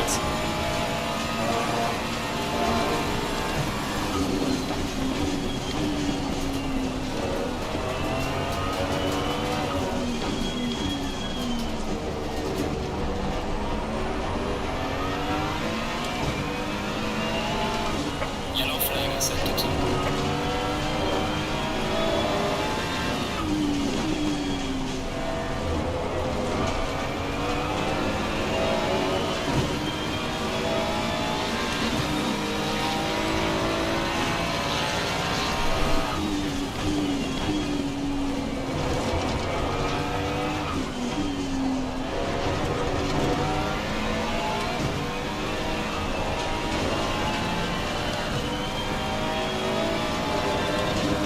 Yellow flag ahead, be careful. Slow car ahead.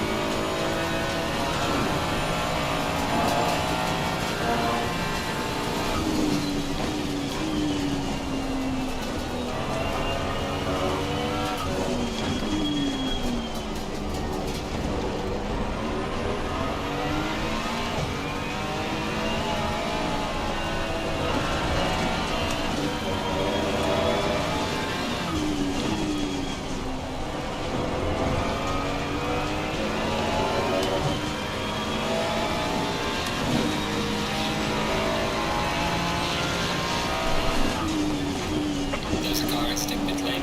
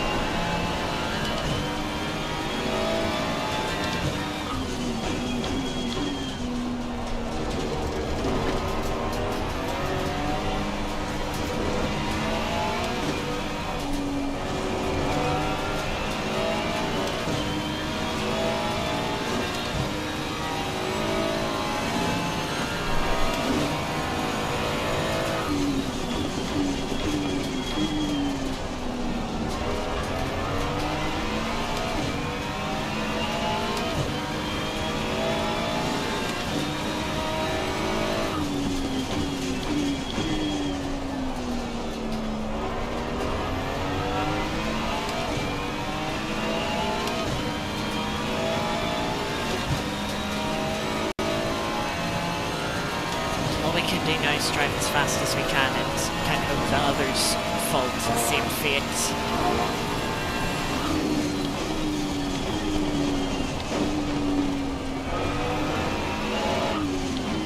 I have a theory that you get it from being too quick entering pit lane or something like that.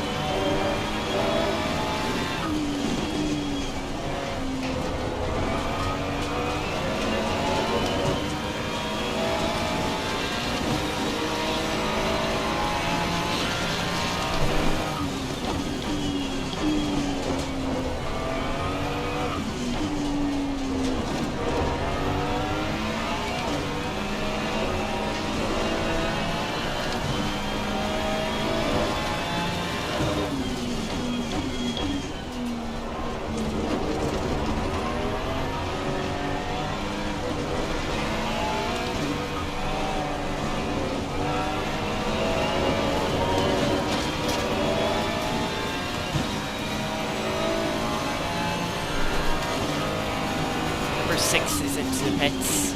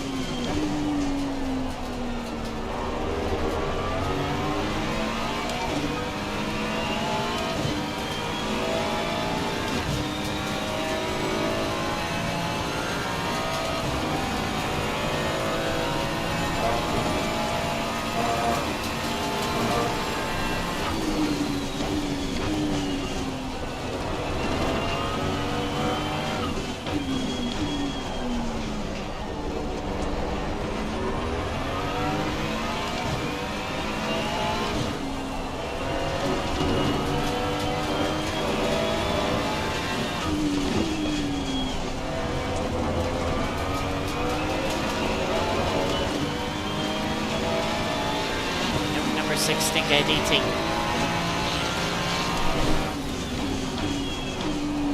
That's one place lost. I mean, they already had one earlier in the race, so I guess that's kind of fair.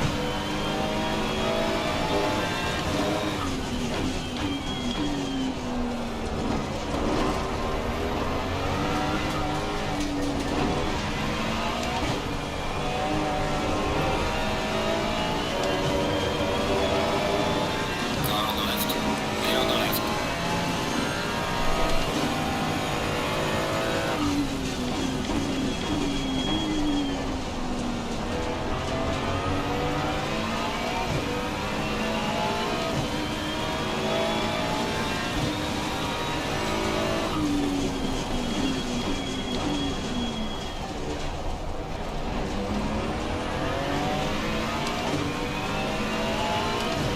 Just got into the ABS when I hit the brakes there.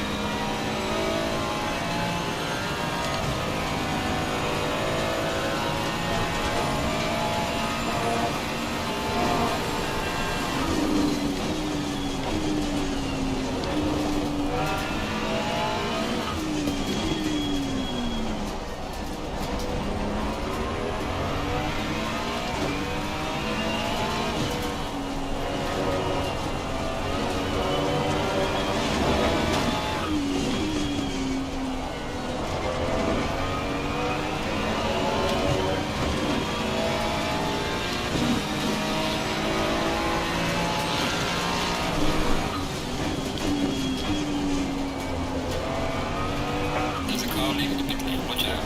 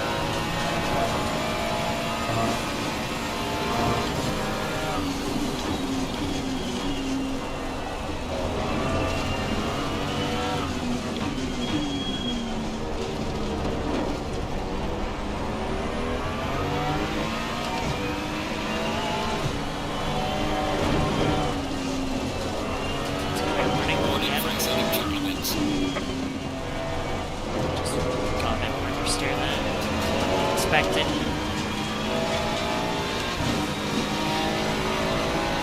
Number 4 BMW's into the pits. Let's into the pits. Watch out. Jump them.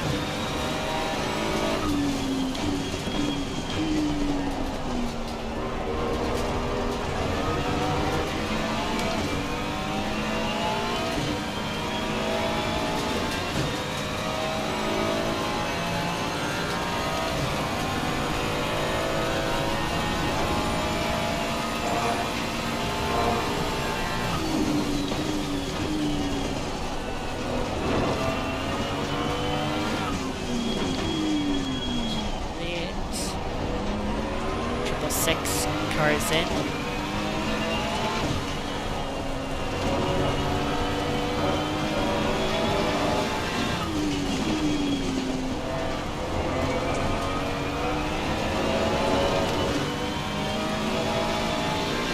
Yeah, we're definitely going to jump them.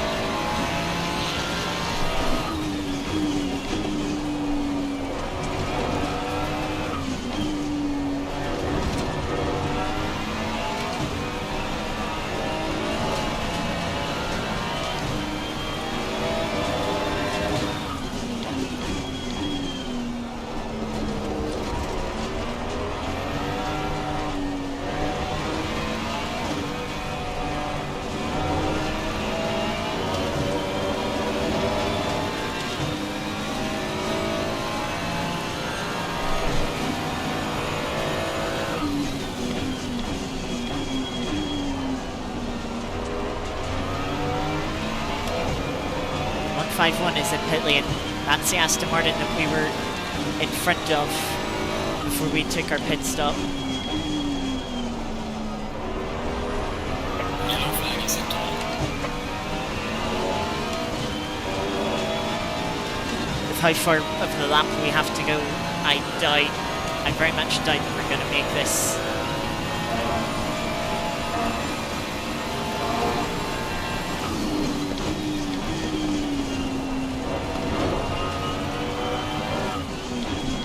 Yeah, it's all in, ready, heading to pit exit.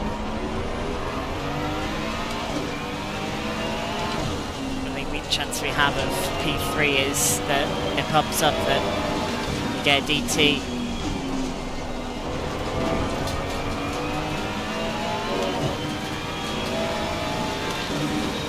Pit lane and no DT. Process them so far.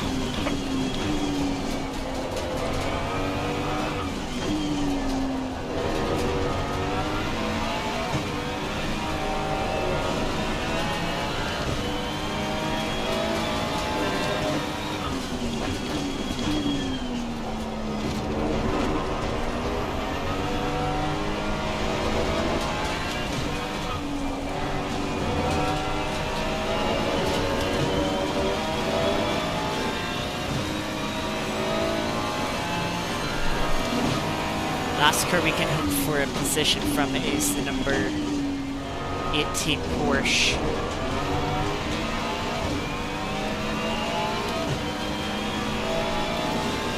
So yeah, best we're doing this race is P8 or P6, sorry.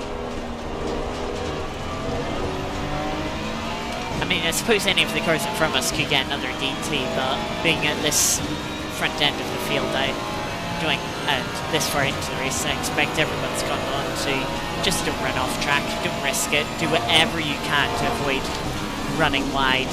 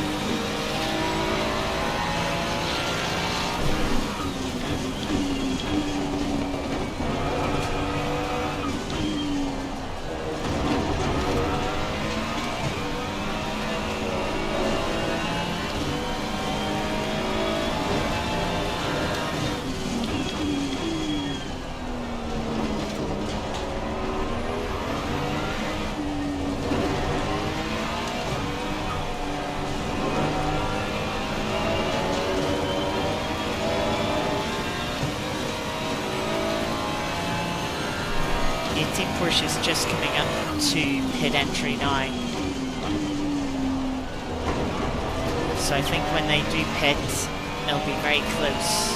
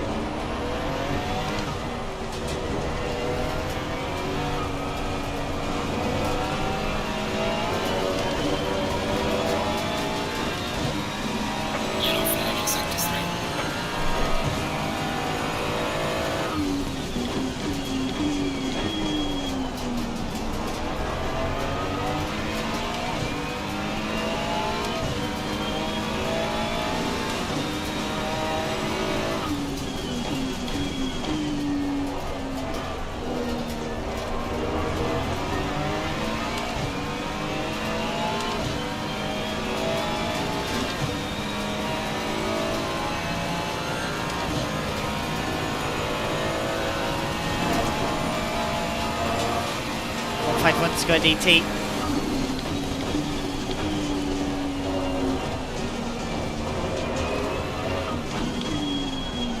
That's very closer to sliding off the curb.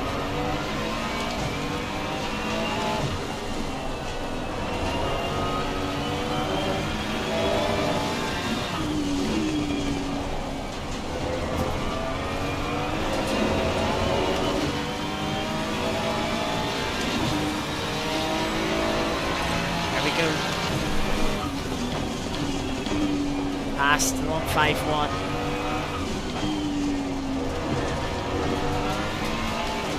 And into P6. Top 5. It's potential. It's possible.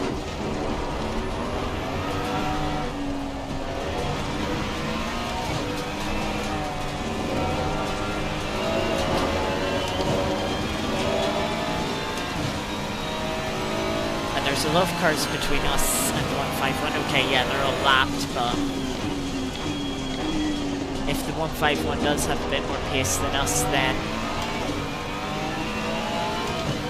you know, hopefully that traffic will just slow them down a bit.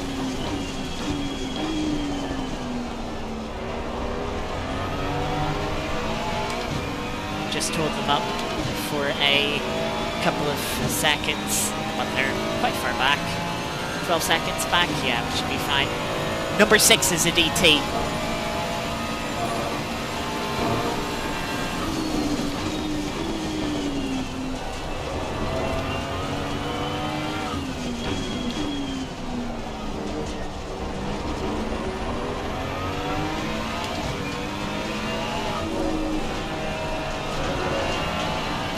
They were only a couple of seconds up the road from the 151, so we should be clear of them as well.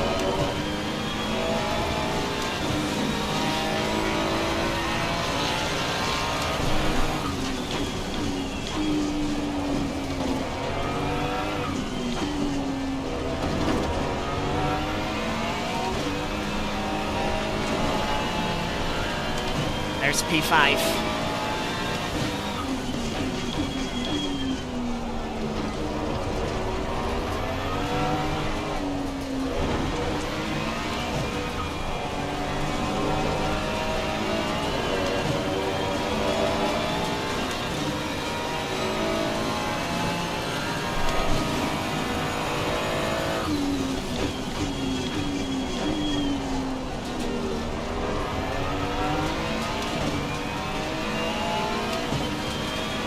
Minutes left in the race.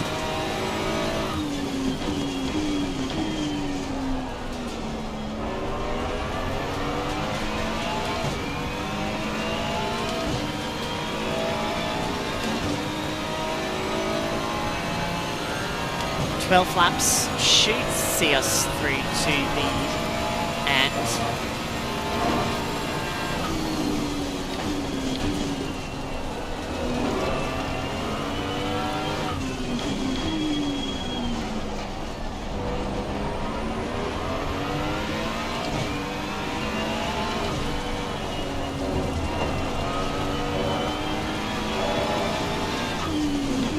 Yellow flag in sector 1.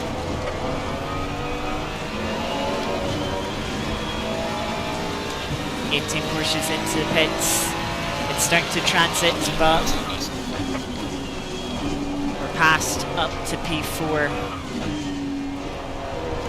The 297s. So close to us as well. Though I think they've already had a DT this race.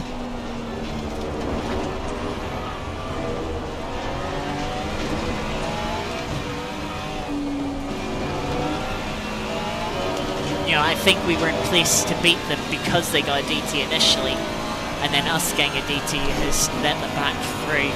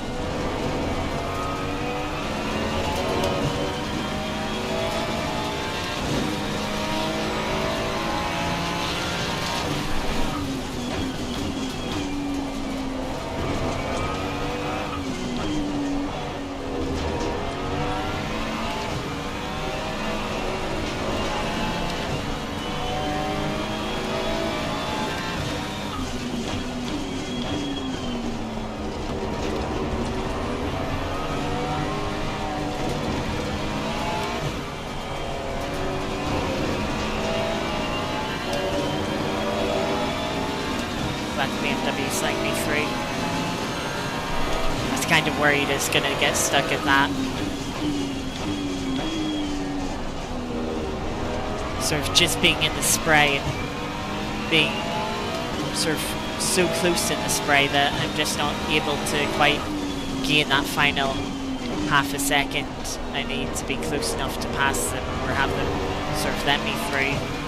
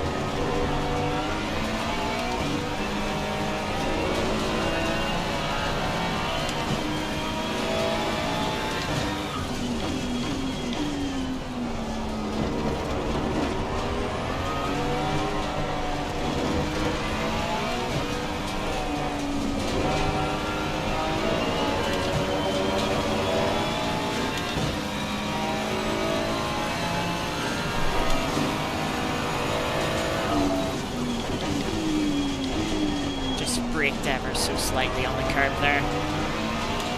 Give the car a little bit of a wiggle.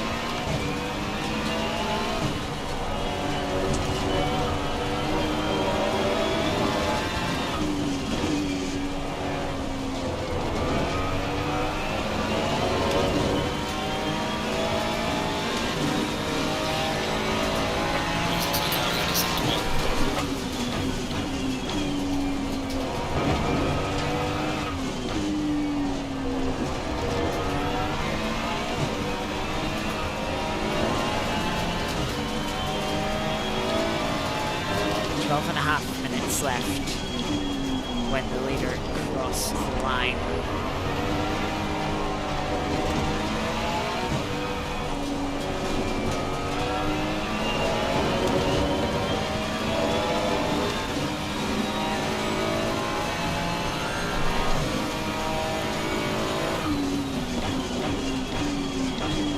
I think that will be 8 laps left.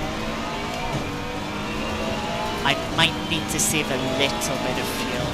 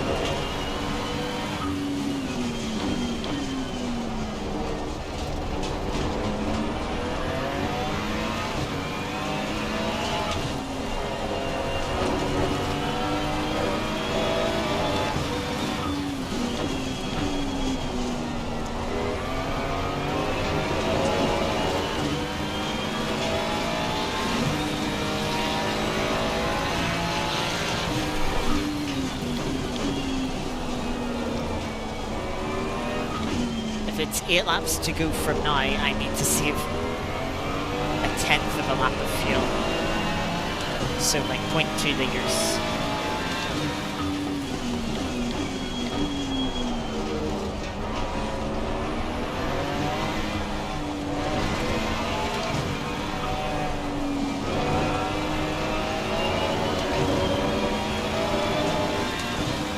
I'd rather do that now, so if the cars behind me catch up to me,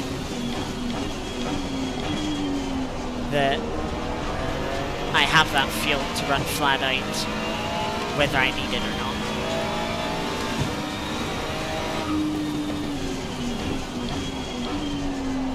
Wobble for the Porsche in front.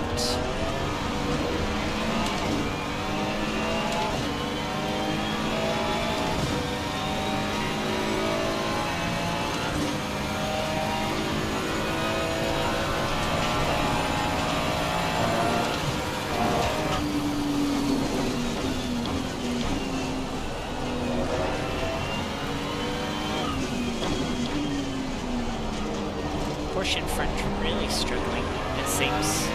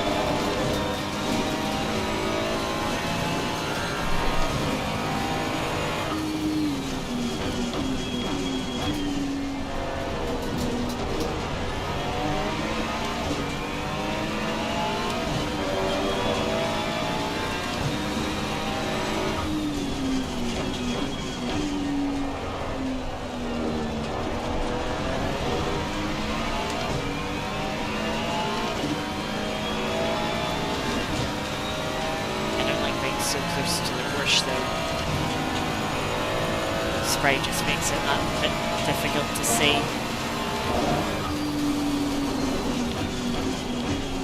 Number 9 Aston picking up another drive-through.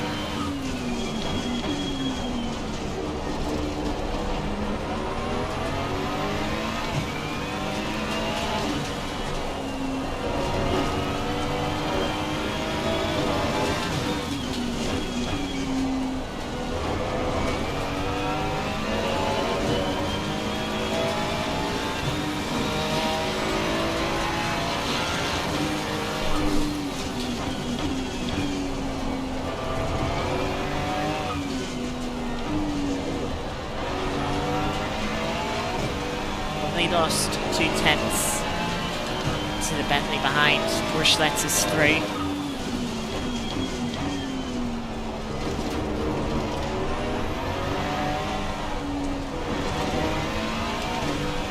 Which is greatly appreciated.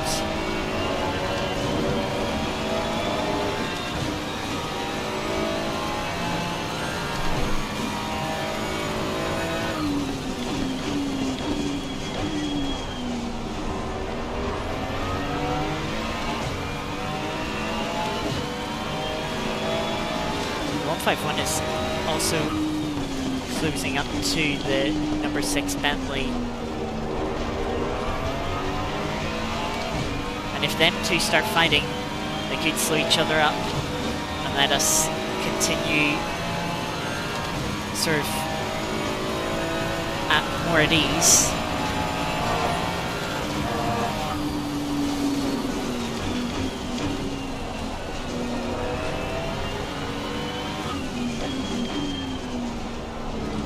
Still got more traffic in front of us.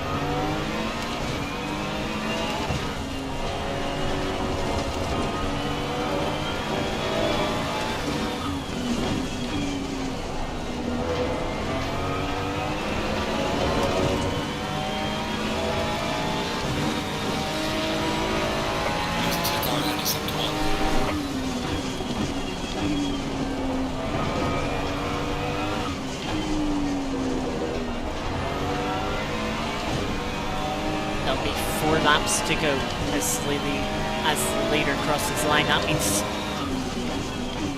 We have 5 laps. We have just about enough fuel.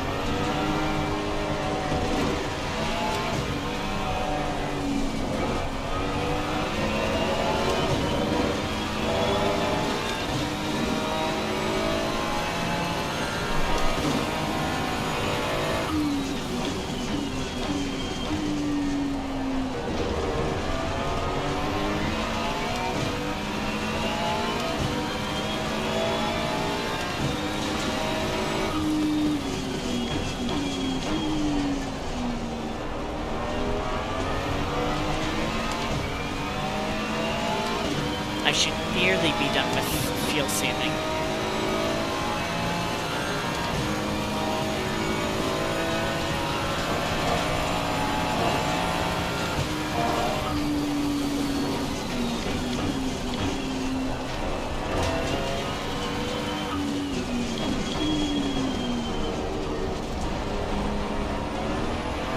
Slow.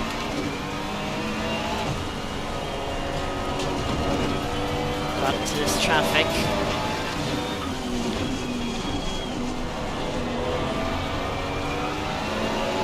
Hopefully it doesn't cost us too much time, but this is the battle for 25th and 24th. Thankfully Porsche lets us through anyway.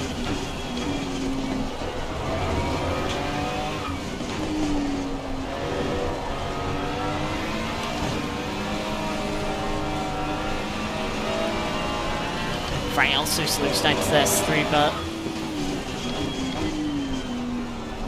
makes us run wide to do so.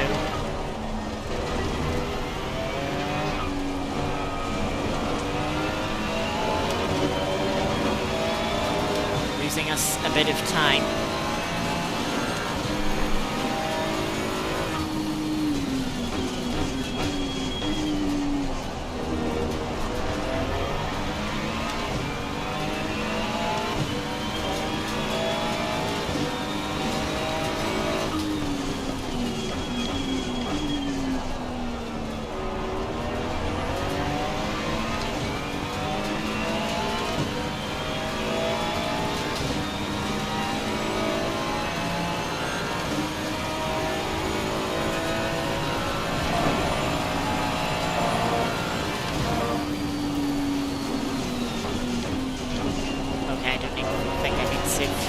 Save that much anymore. I think I've saved my like 0.2 liters.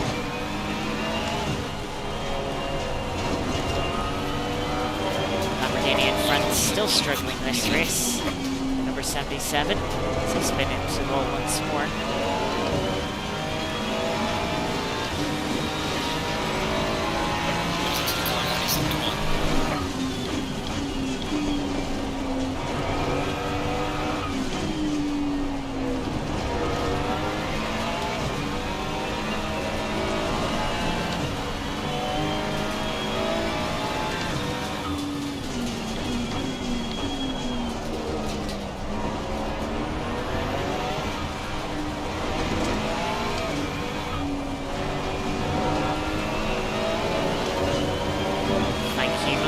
For letting me through. I've slightly forgiven you for the earlier incident.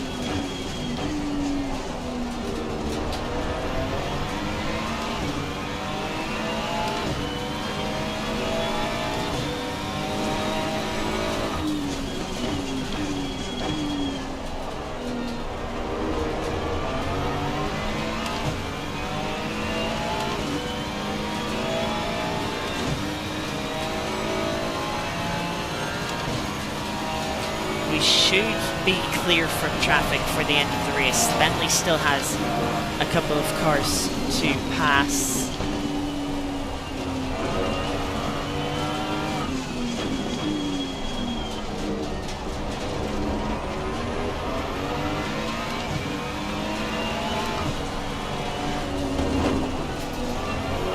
That's going a bit wide there, so I kind of hit the brakes.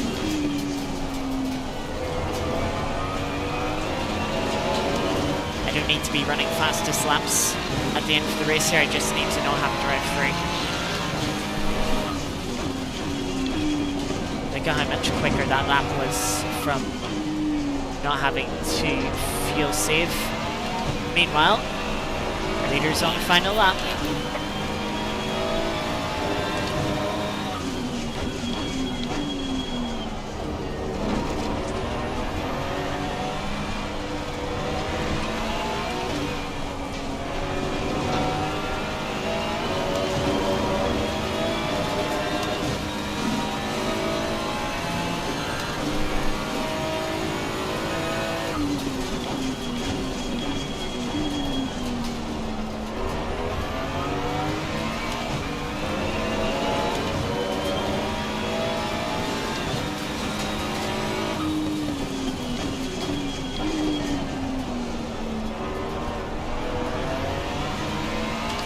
Could feel safe just a little bit more, just to be safe, because that 2.2 that we normally use could technically be 2.25. You know.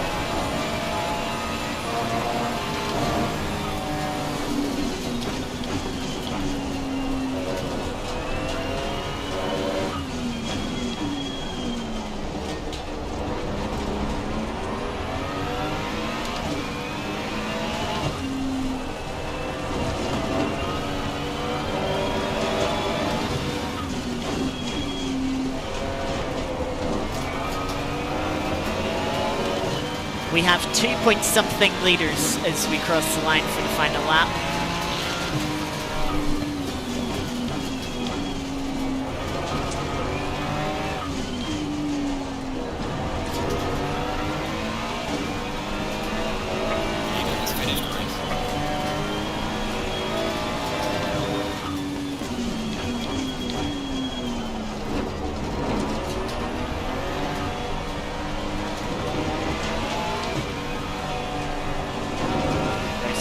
New alarm.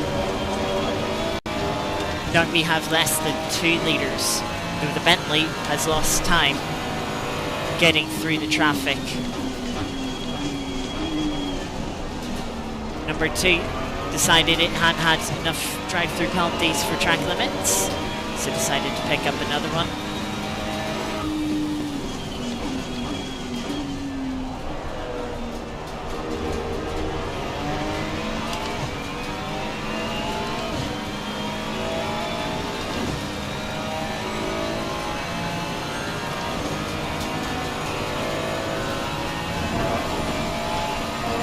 One liter of fuel left.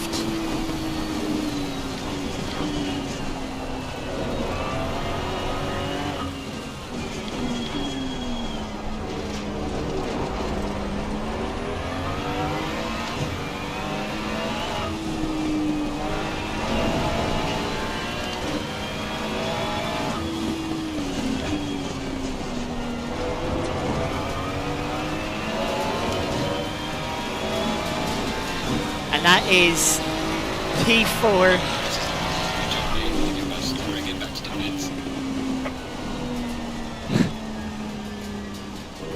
With probably about a 0.4 of a litre of fuel left.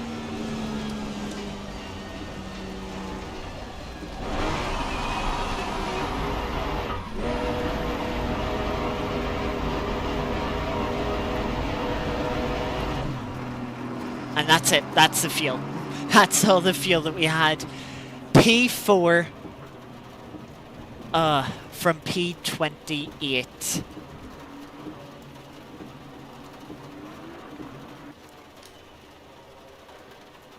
Green light. Go, go, go. What a race.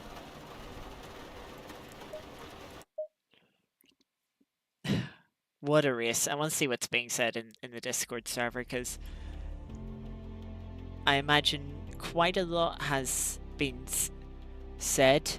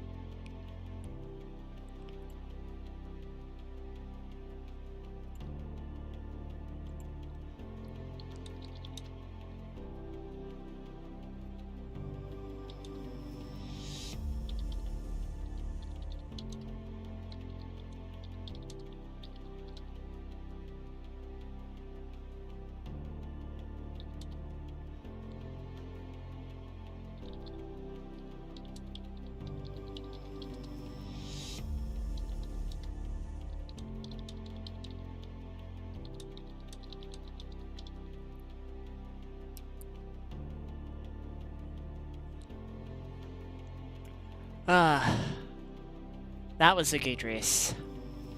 And now apparently I'm dropping all the frames in existence.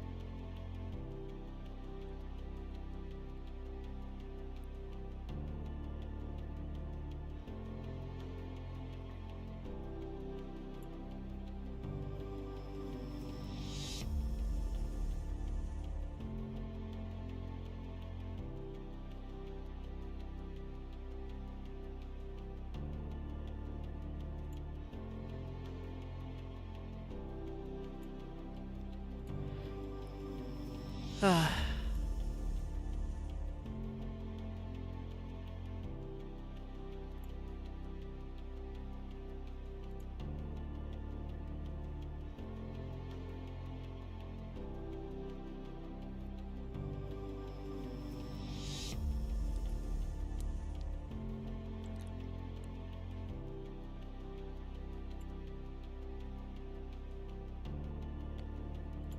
Yeah,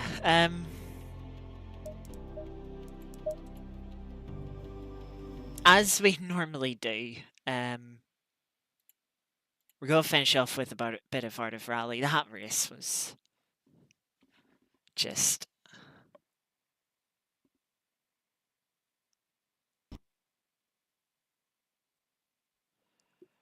wow. I really did not expect top four. Like I said, I'm hoping for better than try and get into the top 15. We did a lot more than that.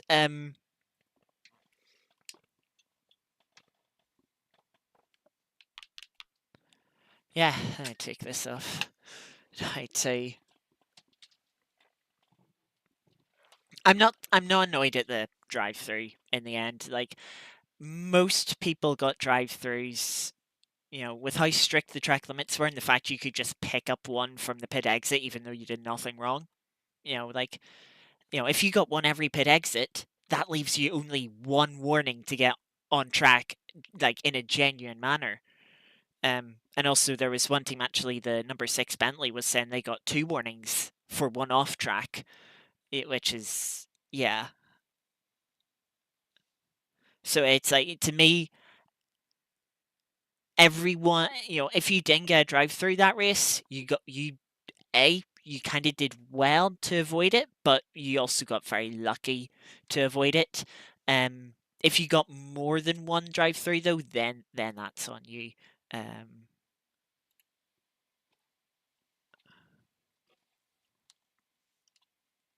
Hang on, I've just got a little DM.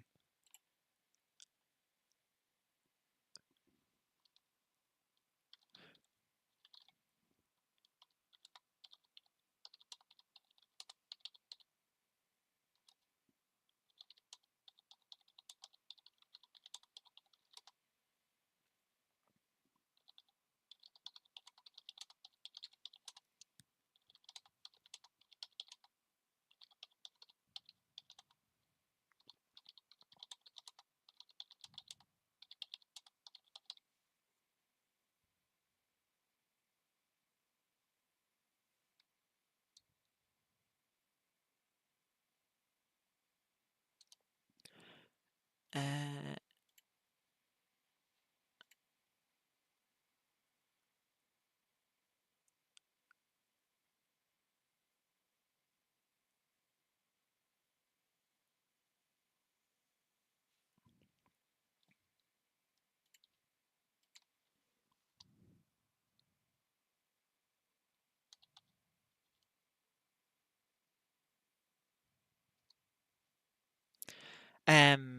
yes, sorry. I closed down a couple of apps too. And yeah, let's get into the daily event. Well, let's first of all see where we finished off in the weekly event last week that finished yesterday. Finished 56th in the end, top 10%. We had one bad stage. It was the third stage that really went uh, the misjudged track, a bump, let's say. there's basically I've tried to slightly. I think I can't. Maybe I'm getting confused with previous events. I can't remember. We got 26th though in the daily event, top 5%, which just one place lower than the 25th we got the previous week. Which is a bit of a shame, especially since we were so close. Only 38 thousandths of a second off of 25th. Let's see what we can do this week. 6.4 kilometers on dirt. I didn't quite see what class it was. That looks like Group 3, I think. Group 3 or 4. I think this is the Alpine. No, maybe not the Alpine. Not sure exactly, but we're into the stage anyway.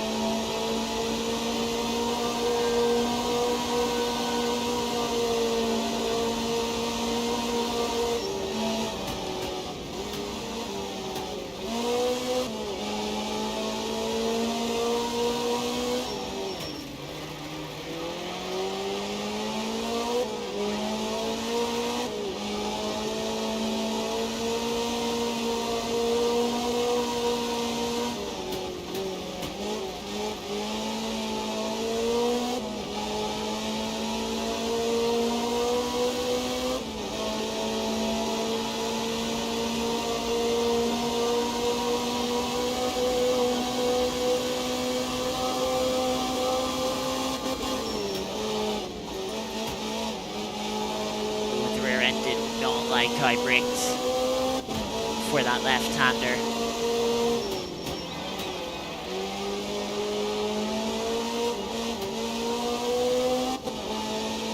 Where's Skoda? I mean, the sort of vent it looks like on the boot of the car is making me think rear engine. Well, maybe I'm wrong. I mean, with the way the rear end has been acting, rear engine isn't out of the question.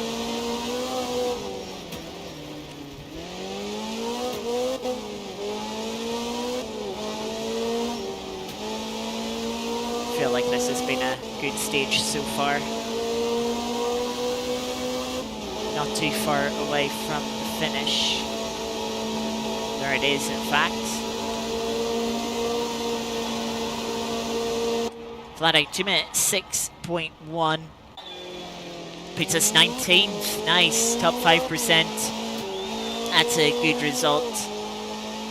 A couple of tenths off the next position.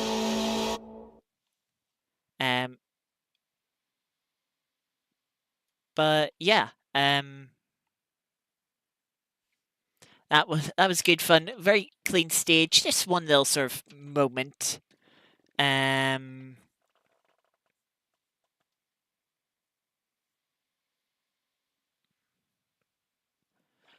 But yeah, that's going to do it this race. Welcome, Marty. Also, just making it in at the end of the stream.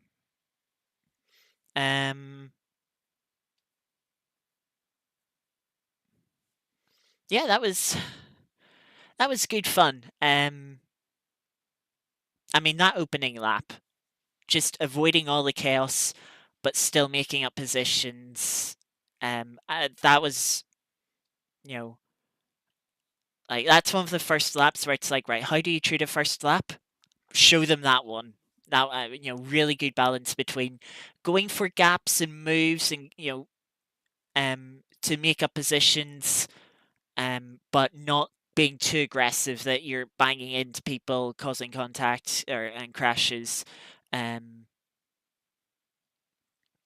Yeah, and then just kept it clean. The drive-throughs, I mean, I kind of realized after the first one, it's like, okay, right, this is going to be harsh on track limits. And when I got the second one, I was like, right, I just like, whatever I do, don't run wide, don't run off track. It's not worth it. It is so much worth it braking and losing a second just to stay on track than running wide in the slightest. Okay, there were a couple of moments I did run wide, and I did I did get no time gained at the sort of long right hander before the back straight. was one of them. I was like, oh, please just, and yeah, luckily the game was generous, since I think that's a less, certainly not a place you can really abuse track limits. The corners were, especially in the dry, that you can run wide and gain time from it, just really harsh. Well, no lenience. Let's put it that way. No lenience for running wide. And you did have to treat them like they do in real life, where you you run wide. In real life, they're not tracking your delta. They don't really care if you gain time or not. They're gonna ping you and give you a warning for it. You went out there, yeah, warning. Um, and that is certainly how the game was operating today. And yeah, call a lot of people out. Um, but yeah, I mean, we weren't close to also avoiding the drive-through for ourselves. Um,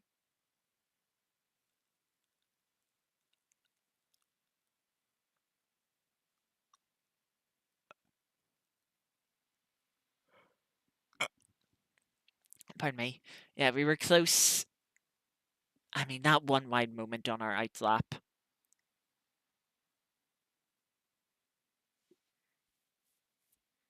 Certainly made for a bit of an unpredictable race. Yeah. I mean, certainly if you look at the way that, oh, everyone was going to take a drive through at some point, you just no idea when, take an early drive through. Oh, you do really well to the end of you're constantly making up places towards the end of the race. And yeah, some people got DTs at the end and then dropped back at the end. It was,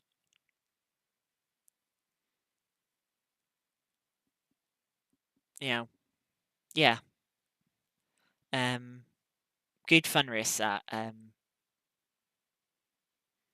I mean, P28 to P24, 24 places gained from our starting position. Yep. Good race. Good race. Well, that's going to do it for today's stream. Tomorrow, we are back on the Mon Ultimate for our Monday 45-minute series.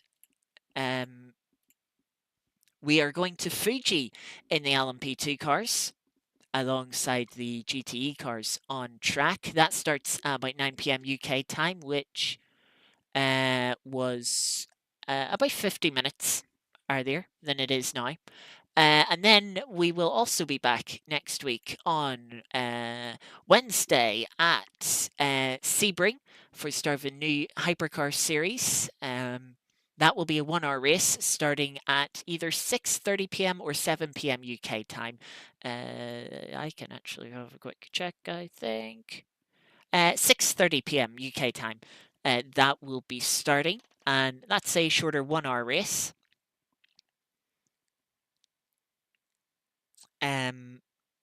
So hopefully that will be good fun. I can't remember. I think that is multi-class with GT3s as well, so that should be good fun for 5 Wednesdays, taking us all the way to the end of February. Then on Friday, we're back with our Masters of LMU series from FRL. 80-minute series with, we're in GT3 cars alongside hypercars.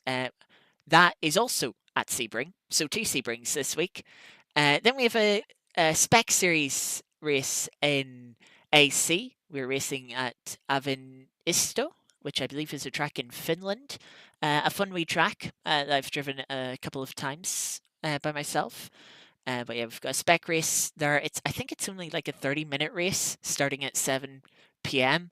So like it's going to take less than an hour for qualifying in the race. Let me just double check actually, because there will be info soon. Um,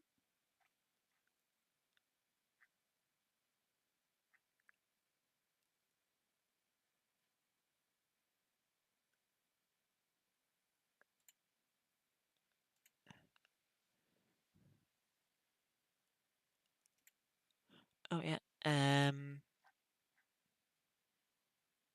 Yeah, it's a 30-minute race and a 5-minute qualifying session. So maybe we'll also plan something else for next Saturday to fill the time. We'll see. And then, of course, next Sunday we'll be back for the next 2.4-hour race. that will be at Watkins Glen. It's it's going to be a dry race this time, so back to dry conditions. And yeah, and then of course the Monday after that will be our final round of the Monday series in the LMP2 cars at Monza. That'll be my first time driving Monza on the Mon Ultimate. So yeah, that'll be interesting. So yeah, that's what we have looking forward to over the next week and a bit. Hopefully I will see you all there for uh, a few of those streams at least, hopefully, starting tomorrow. But yeah, that'll do it for today. Again, thank you everyone very much for watching. Thank you, Iris, Geeky, for being here. Artie popping in at the end. Of course, anyone else that has been lurking in the chat. Hopefully, I will see you all tomorrow. But if I don't have a good start to your week, but yeah, until next time, thank you very much again for watching. I'll see you next time. Bye bye.